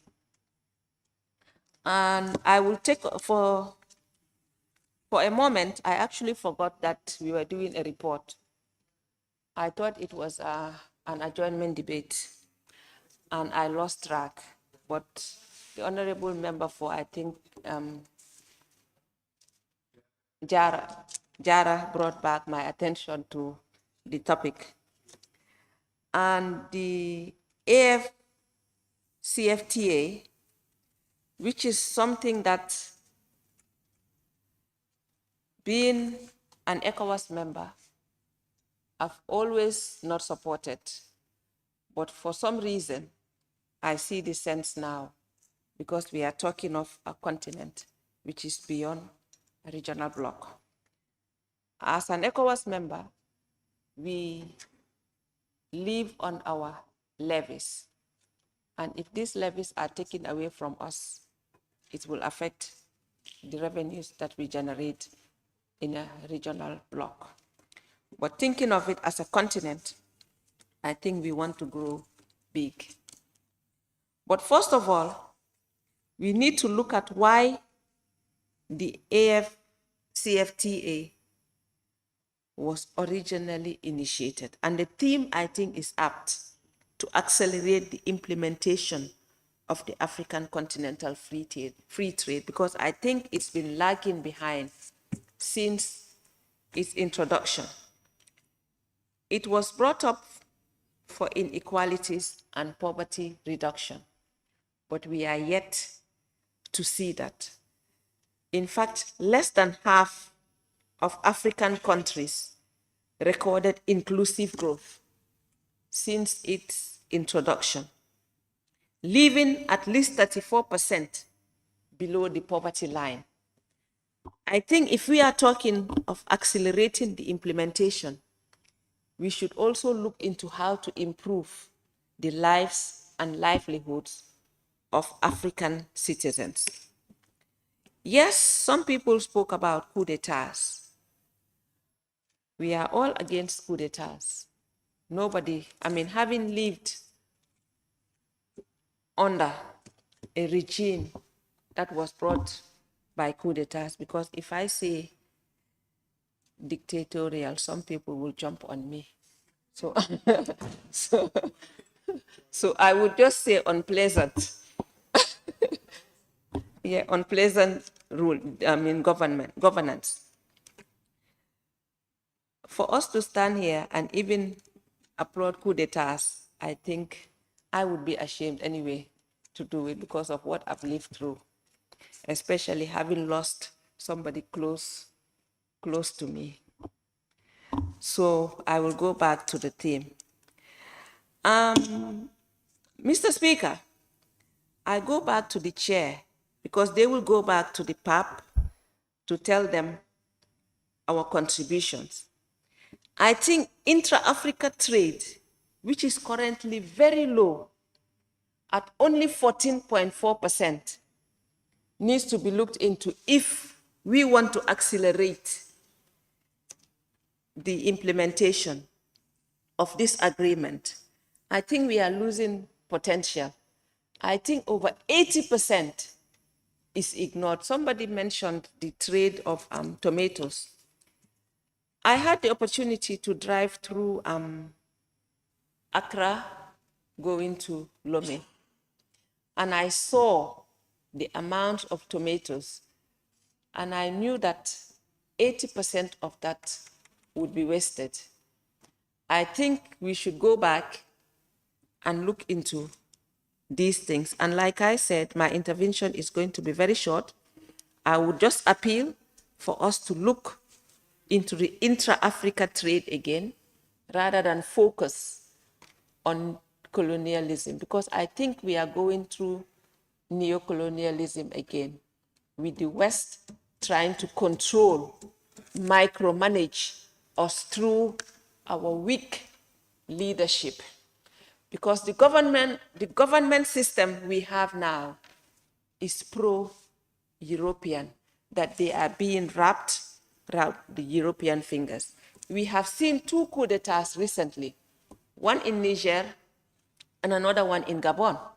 The Niger one has created so much outcry, and the Gabon one has not. So I wonder why that is the case. Maybe it's just influence and interest of the Europeans. So I think we should embrace our Africanism and try to promote and boost the economy of Africa, going back to the theme, looking at what would make this acceleration successful. Thank you. I now invite the Honorable Member for Nianija.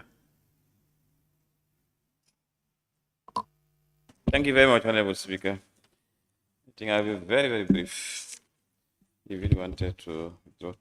And first of all, I want to thank the members of the PAP delegation for the report. I think they have been one of the most consistent in bringing up their reports to this August Assembly. I want to applaud you for that. I think this is a message to all other delegations. If you go, you are representing us, and we want to see what you are doing there for us. Thank you very much. On that note, I just want to talk on the PAP issue because it's a bit confusing, because PAP was meant originally to be an oversight or an advisory body to the AU, and I think it's still on that footing. So we are talking about here seriousness of Africans. But to me, I will blame the heads of states, because as indicated in the report, only 22 countries so far have signed the Malabo Protocol, and then only 15 have ratified it. And I think 29 countries are needed to ratify this so that the PAP can move from an oversight, an advisory body to a legislative body. And then I think this is an issue or a message that the members of the delegation should take back to the African Union And the message should be clear. If we are serious as a continent, our leaders will take up the responsibilities and sign up this protocol and take it to their parliaments for them to ratify it. And on that note, moving on, I just want to talk small on the resolution on the place for traditional medicines in the African health system. I think that is very, very important that we start thinking inward within Africa, because if you look at all the medicines and related products that are being imported into the country or that are used currently, definitely all the raw materials and products are all from Africa. So coming up with the issue of traditional medicine, I think it is something that is very good, and then we have to applaud that. And for your information, as way of information, the Ministry of Health through the Traditional Medicine Unit, they are currently promulgating a bill entitled the Traditional Medicines, and then it will come before this parliament in one time for the blessings of this assembly. So on that note, I want to thank you very much. Honorable Member for Sandu.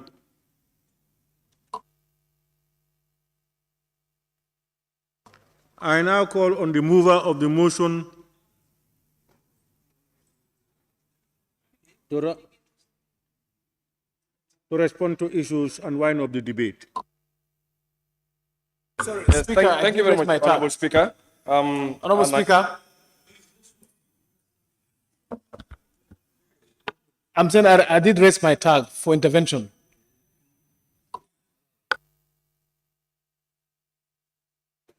If you had reached it, you would have raised it. Your name was not written, and I'm seeing a lot of people. Then my fears are a lot. The table office is just telling me some other people are saying they want to speak, they want to speak, they want to speak. Almost So- Speaker, I was the first. My husband can attest to that. I was the first person to raise my tag. I don't know what reason it wasn't been recorded, but I did raise my tag. In fact, the first person to raise that. But please, next time you raise it up. Raise it up like this. No, he's not seeing you. All right, honorable. Next time you can raise your tag as Honorable, if people, for instance, have problems in being seen with their districts, just at the time, just send us your name. Just send us your name to the table. Honorable Speaker, as he marched in again, I reminded him, I raised my tag. Please talk to Speaker. Now, what As he I'm marched saying, in, yes, that they have raised their tax and we have not seen it. That may be true. We are not denying. You can check But what I'm saying is, whether your name is equally, there or not. you can even send to confirm, just send us your note. You just put your cantora and all these things, and we get the slips, and then we will look at the list and include you. And I think those flags also need to be moved somewhere so that at least he can view us properly. Yeah, because sometimes it is very difficult for him to see us.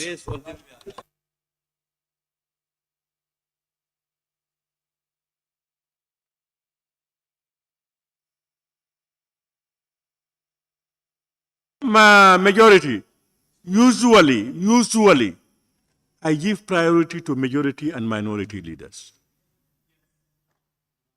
So if you are to put up your tag, it has to be up to be seen, one. Otherwise, just send us signals. Just tell these people, tell us that, because you said at the beginning, we have called over a lot of names, and you have not had your name from the beginning. You could have just sent us signal. I was really surprised that whether is it deliberate, but my husband can attest to me that he even attested that I raised my tag with him. And when sorry, Speaker, when he enters, I know No, as well. Honorable, I can also attest that it's not deliberate. Please, it's an oversight. Just let us know. Please, let us know. I may deny, I could say no to people, but I don't want to say no to majority and minority leaders. And in the circumstance, I think we can give you some few minutes, Honorable, to take the floor.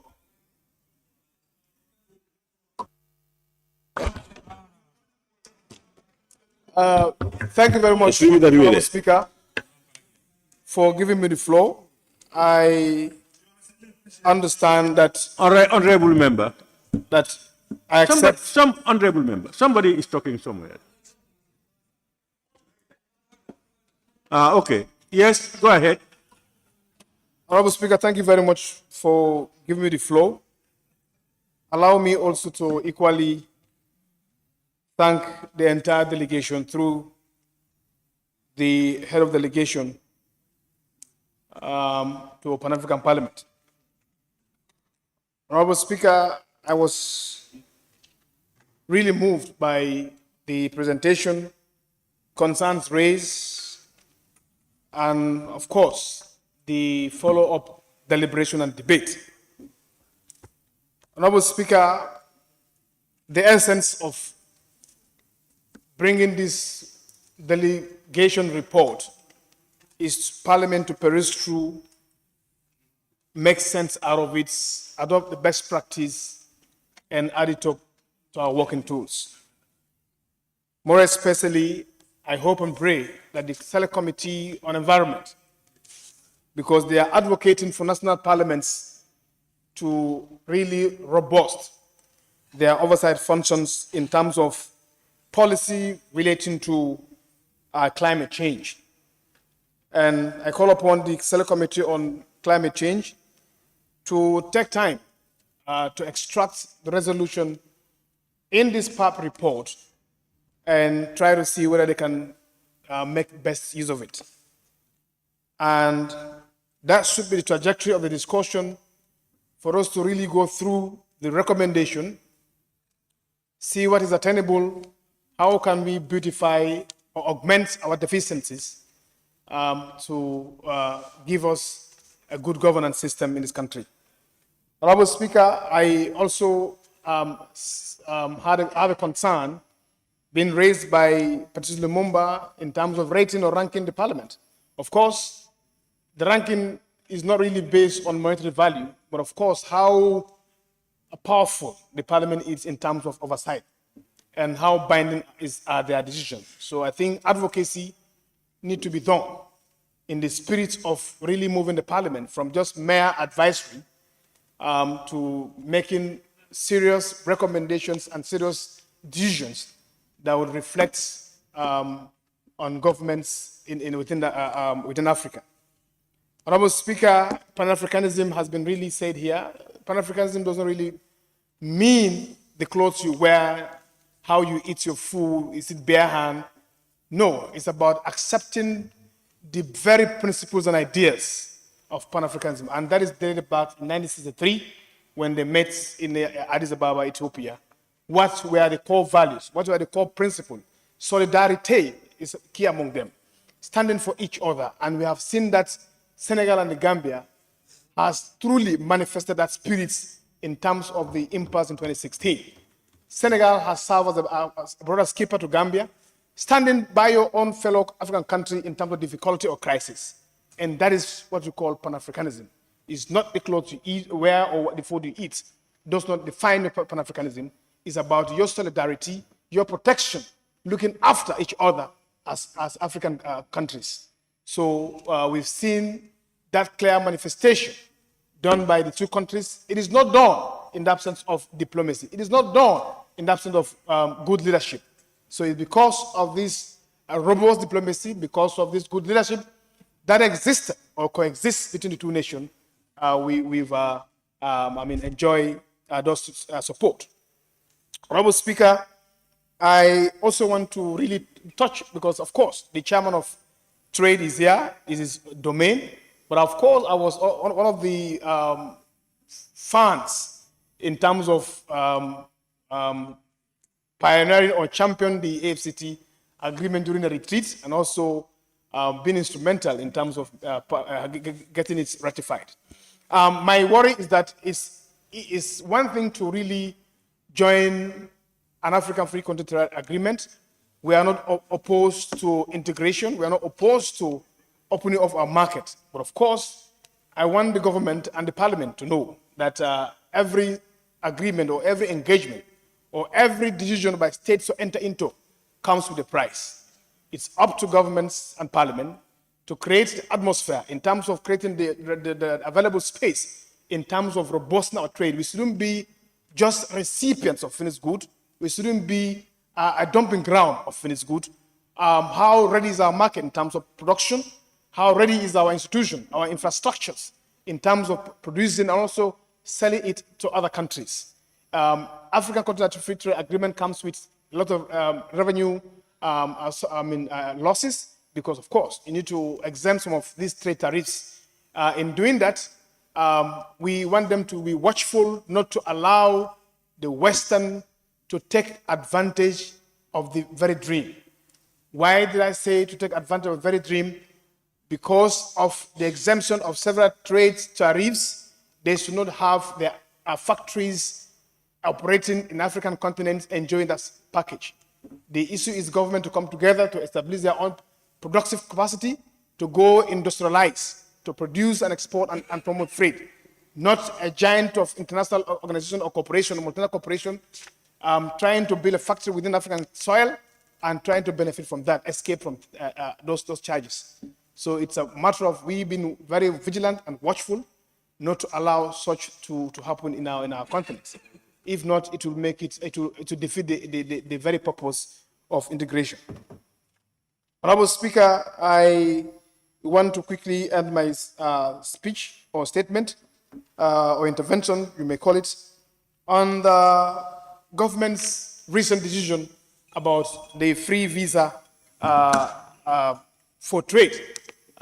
It's unfortunate, but I think it beholds on every one of us to re-echo this thing, that Gambia is ready for trade, Gambia is ready for open market, and that is why government took this big decision to stand and pronounce that Gambia is open up for trade, and also Gambia has opened up their country for free visa for trade to enhance this very dream that is AFCTA trade.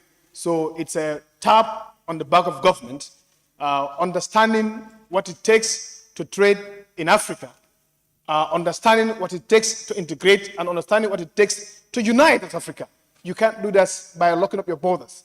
So kudos to the government of the day for providing that opportunity, providing the decision to make sure that they open up their country for free trade in Africa.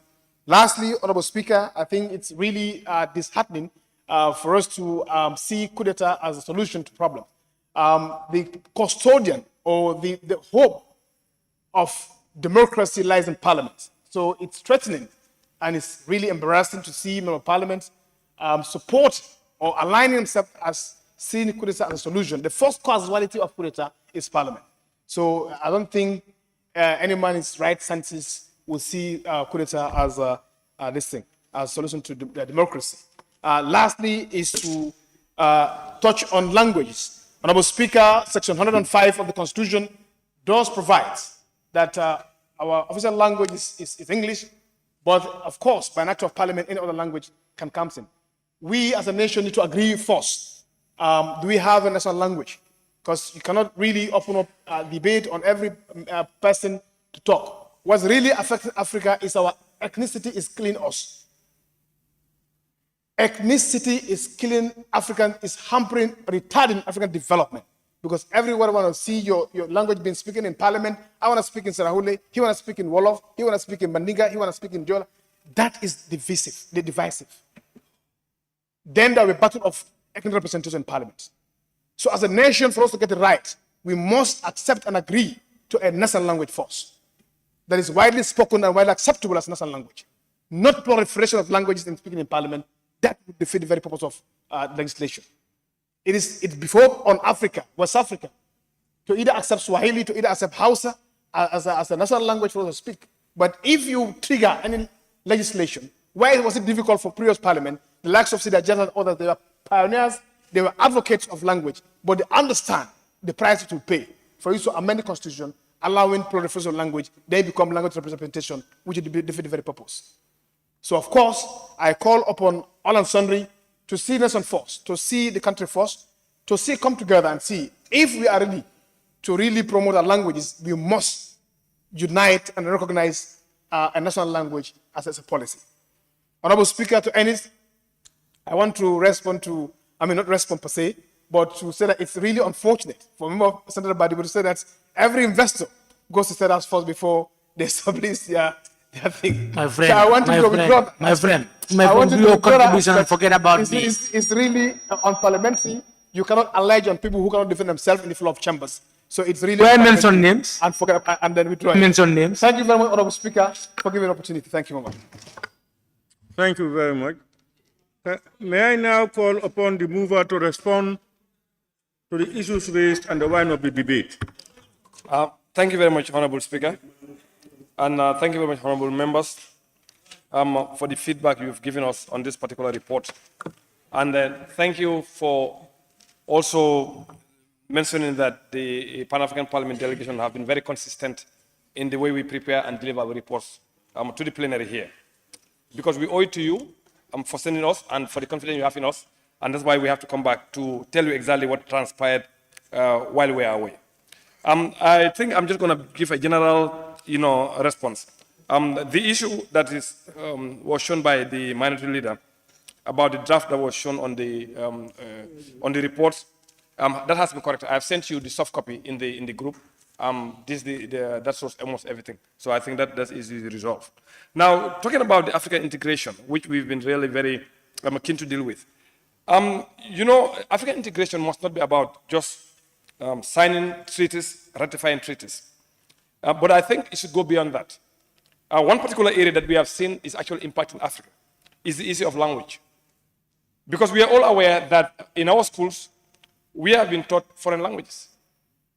And once you leave Gambia, you go and communicate with another country, like in Morocco, another one that use Arabic or some that are using French. We believe that's actually just, in fact, dividing us more. So that's the reason why at the African Parliament, we say maybe there's a need now for us to look at the issue of an African language. Again, if you look at the issue of, for example, Swahili, you have more than 150 million people that is speaking Swahili on the African continent. And not only in East Africa, but other regions of Africa actually speaking the language. If you look at also Arabic, we have more than 100 million people on the continent speaking that language. If you look at Oromo, Hausa, Amharic in Ethiopia, you have more than 80 million that are speaking those languages. So what we are saying is like, why can't we add up one or two and teach it across the continent so that whenever you leave Gambia, you go to Senegal, you speak, whatever language, then somebody's going to talk to you. So what we are saying is like, maybe we need to inculcate this in our curriculums at the primary school and let them grow with it. So in the next 10, 15 years, whenever you speak any of those adopted languages by the African continent, somebody's going to talk to you. The other issue was also about the education, the curriculums. Our curriculums in the continent is so different. Like when you leave Gambia, you go to East Africa, or you go to North Africa, it's really very different. And when you go to higher education, like at the university level also, you see some very, very, very big differences. So we are saying there's a need to harmonize the curriculum as far as education is concerned, so that once you leave Gambia, you go to South Africa, you go to any other country, you can just continue learning and life just goes like that. The transport sector also cannot be left behind in the African integration, and I think it's at the forefront of the AFCTA. Years ago, the African Union realized that there's a big gap in the transport sector. We are talking about land, we're talking about sea, rail, and also by air. So the African Union realized that for them to be able to move towards the Agenda 2063, by 2040, they need to close that gap. And for the road network, I think they need about almost 30,000 kilometers of road network and over 37,000 kilometers of rail. And for that to happen, actually, I think countries actually must take it up at the national level to ensure that it's actually developed. Then the other part also is about financial integration. And that's also talking about currencies that we actually have. Right now, the African Union also is doing, a payment system called PAPIS, which is the Pan-African Payment and Settlement System that's been tested in the WAMS zone, where if a Gambian businessman does trade with somebody in Nigeria, you don't have to pay in dollars, but you pay in naira. Likewise, if somebody is dealing with a Ghanaian in Ghana, you pay in cedis instead of paying in dollars. Because we see the issue of dollar and euro that's really impacting on the African countries, particularly on our loan portfolios. When you look at loan portfolios actually have, Honorable Speaker, you're going to realize that most of the amount that you actually have is as a result of the differences in the, the value of the currencies. Now, you may see Gambia actually have maybe 80 billion in loans, but if you look at it, maybe 20 to 30% of it is as a result of the devaluation of the dollars, not a loan that we actually have taken, and it's the same thing that actually impacted other countries. So we are saying now that once we integrate the payment systems, then that would actually help our central banks to be able to settle one another without actually using dollar or the euro, and in that case, the need for dollar or euro will be significantly reduced. Now, the other issue also is about governance. You know, we believe governance must not be about clan. Governance must not be about a family issue, but it's about the choice of the people who they want to, you to lead. But it must not be taken as if like this owned by a family or so. And again, we must also remember one thing. You know, there are different democracies across the continent. You know, across the world. You go to Europe, you go to America. In fact, some areas, for example, in America, the majority of the people do not determine their head of state. The majority of Americans, you can have the most popular votes, but you are not the president of the United States. That is actually done through electoral college. So, but here, what do we have? We say the majority carries the vote. So, if they start pointing finger at us, say that this is not democracy, what they have and what we have is very different. You can have the majority of Americans to vote for you as president, but they say, no, that doesn't make you to become a president. The majority, actually, when you get the electoral college, that's what happens. So maybe essentially what we are saying here, like Africa must reinvent itself, look at our own democracy, look at our values, our culture, and our religion, and create our own democracy. And let's not allow anyone to dictate us. I think that's what we need to do. Now, if you look at also the trade and employment as well, you know, what we are saying as a parliament, what we are encouraging, you know, the West, the developed world, they have an issue on climate change because what they're emitting is too much. But Africa actually is not emitting based on the UNFCCC, which is United Nations Framework Convention on Climate Change. So what we are saying is, before taking the raw material from Africa, why can't you set up shops in the African continent here? What that does is going to create more employment for us, and it's also going to help also in the balance of payment as well. So instead of taking the raw material, you go with it, and then our younger generation, which is the youthful population, going to find a way to get to you. Which means when you transport these raw materials, you are also taking away our employment opportunities as well. So we said, come set up shop here, develop the raw materials, do value addition, and create employment for the African population instead of taking it there. And when that happens also is, the emissions that you also make is going to be neutralized because of those shops actually are now located in Africa who actually has not met that threshold as far as emissions are concerned. Now, the other one also is about traditional medicines, which we really need to establish. And I think the African Union, there's a treaty called the African Union Treaty on the Establishment of African Medicines Agency, that's AMA. Right now, 30 countries actually have signed, 23 have ratified, but Gambia is yet to sign or ratify. So the Committee on Health, I think you can take it up with the Ministry of Health to ensure that Gambia ratifies that treaty dealing with the establishment of African Medicinal Agency, and we can take it from there. Now, also, we are encouraging also traditional medicines. In fact, if I remember correctly, we are working on the, maybe, you know, some sort of like a bill. We call it a model law, where actually African traditional medicine actually are really recognized in this country. Now, if you look at also the issue of medicine in this country, I mentioned this in the African Parliament. Let's look at the amount of money we are spending on importation of medication. But let's also look at the amount of money we are spending on food imports. We are importing some foods that are actually making us sick. But at the same time, we are also importing their medicines. That's a double whammy on us.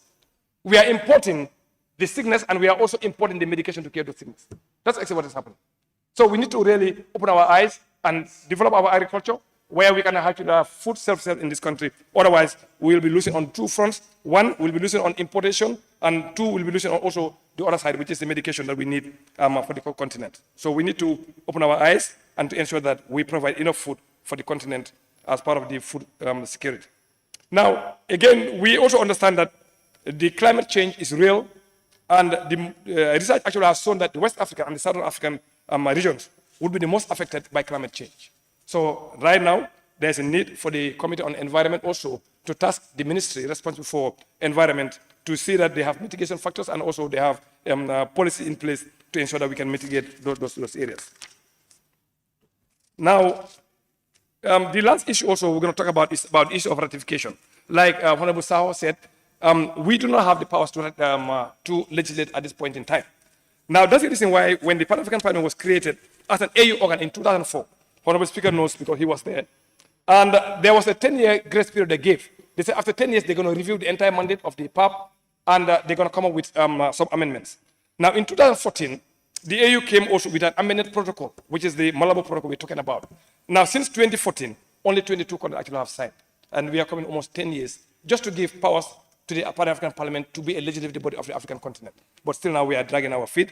And that's the reason why PAP is unable to deliver it on this mandate, because we don't have the full mandate to be able to do what we need to do as a member of, as a parliament. Now, even the budget of the Pan-African Parliament, 6-7 years ago, it used to be around $24 million. But right now, as we speak, it's less than $12 million. And 90% of that goes towards staff costs. So what do we have to be able to deliver? We don't. So that's why we are calling on the government, particularly the Foreign Affairs Minister, to ensure that they support the Pan-African Parliament, to ensure that they can deliver. In fact, it's an irony right now that these ratifications, we are setting up a team, myself as the chair of the West African Caucus, to visit Ivory Coast, Cape Verde, and Senegal to push them to ratify. We are going on a lobbying mission with the permission of the Speaker, which I will going to bring the letter. But the irony in this, Honorable Speaker, is that our trip is fully funded by the European Union, not the African Union.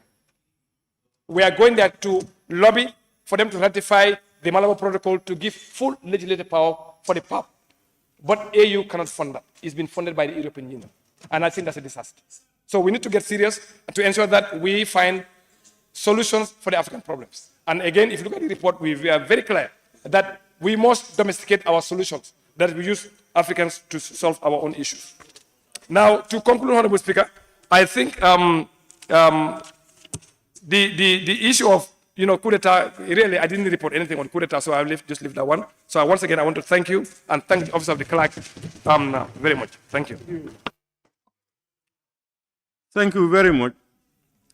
Honorable members, some responses tickled my mind, and I think there is need to further brainstorm on the way forward. The minority leader in his deliberation talked about the need for some of these recommendations and resolutions for governments to access, which I think is critical and very important.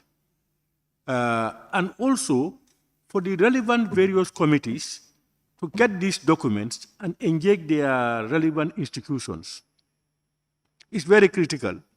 We are aware that the reports, these reports of the Pan-African digital solutions are sent to the AU, where we have our ambassadors. And I'm sure those people will deliver it to these things. But this institution has an oversight, and that the Pan-African parliamentarians are there on our behalf. They go and debate and agree and argue and do whatever, so that at the end they come to a common understanding. When they come here, the member for BANJUL South said it all. She said she thought she was lost. She thought we were on an adjournment debate. Yes, the report should be different from our national report, like education goes on tour and brings it here. We can debate it anyhow. But these people, these are debated issues. They have challenges. And this is the national parliament. So it should be our responsibility, for instance, when they talked about legislative power. We are the people to engage our government, put them under pressure to come up with something to be able to support it, to have either model law first and then legislative power, whatever. So we should be the backbone of our representatives at ECOWAS, at Pan-African Parliament, at other European Parliament, etc. So those ones we must look at. How do we ensure that our various governments are doing what is agreed upon, and we be a check? Not to debate it as it had never been debated, as we have done. Because it must also be clear that the OAU was for political independence. It was transformed to the AU at just the beginning of the 21st century. And that warranted the creation of the African Court of Justice, and then the Pan-African Parliament, because there must be executive, legislature, and judicial. So the intent is clear, that's for integration.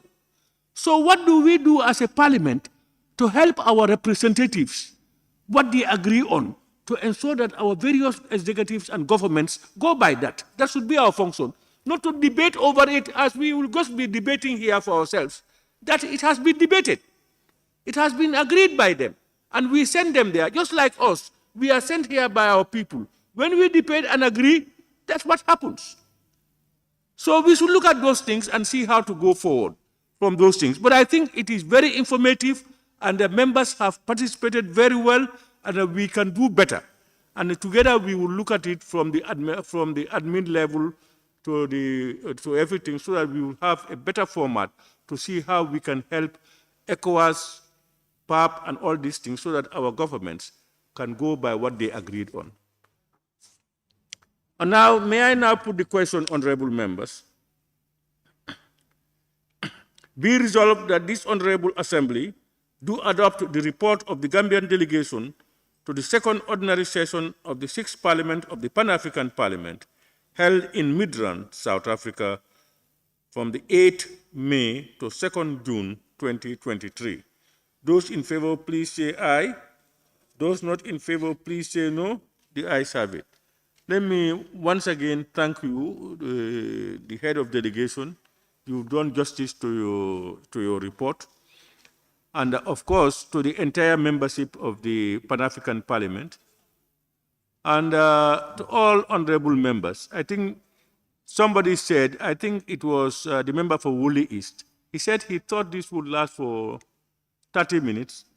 It went for hours and hours, probably because of the content. So we thank you all. Pardon? He said what? You're not quoting me properly. Woolly, what did you say? I was saying is that some people thought, they told me that this was something that we can discuss in 30 minutes. It's not my thought, it's their thought. Yeah, you were the one who said it.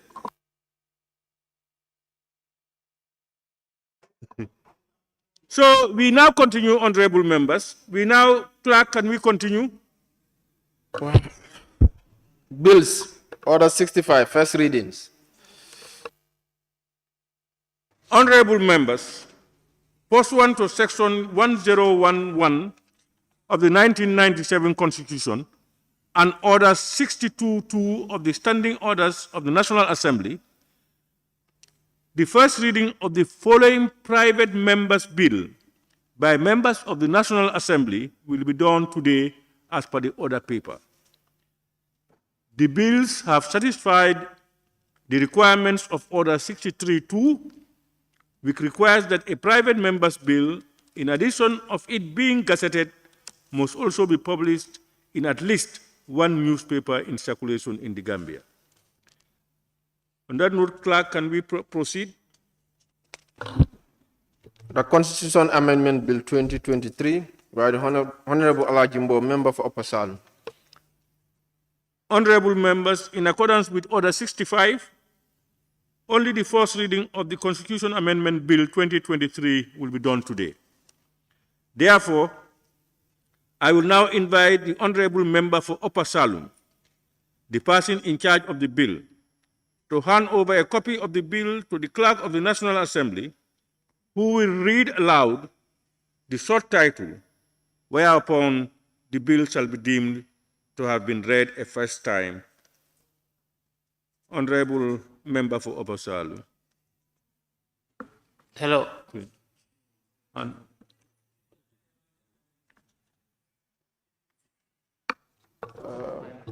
Constitution Amendment Bill 2023. Thank you. Honorable members, the bill has been read a first time. The next stage of the Constitution Amendment Bill 2023 is appointed for Tuesday, 12 September 2023, for the person in charge of the bill to move a motion for the second reading in accordance with Order 66.2, which reads, at the conclusion of the proceedings on the first reading or any other subsequent stage of a bill, the next stage may be taken either forthwith or upon a date to be named, providing that the second reading shall be taken no sooner than one working day after the first reading. I thank you. Clerk, may we proceed? Bill, Order 65, first reading of the Medicines and Related Products Amendment Bill 2023 by Honorable Amadou Camara, member for Nianija. Honorable members, in accordance with Order 65, only the first reading of the Medicines and Related Products Amendment Bill 2023 will be done today. Therefore, I will now invite the Honorable Member for Nianija, the person in charge of the bill, to hand over a copy of the bill to the Clerk of the National Assembly, who will read aloud the short title, whereupon the bill shall be deemed to have been read a first time. Honorable Member.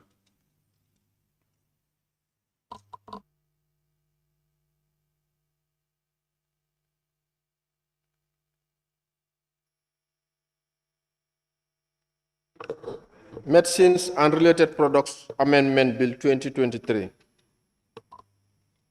Thank you, Clerk. Honorable members, the bill has been read a first time. The next stage of the constitutional amendment, the next stage of the Medicines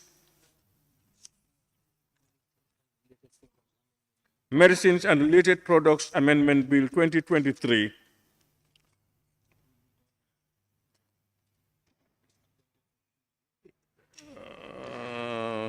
Bill 2023 as appointed for Tuesday, 12 September 2023, for the person in charge of the bill to move a motion for the second reading in accordance with Order 66-2, which reads as usual, at the conclusion of the proceedings on the first reading or on any other subsequent stage of a bill.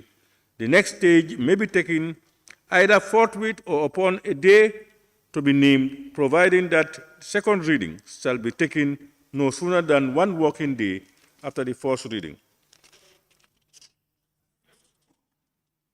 So, Honorable, I want to thank everybody.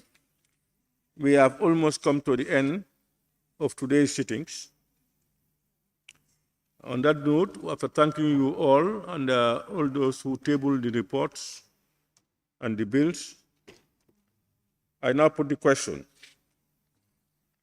Be resolved that this August Assembly do stand adjourned until Monday, 11 September 2023.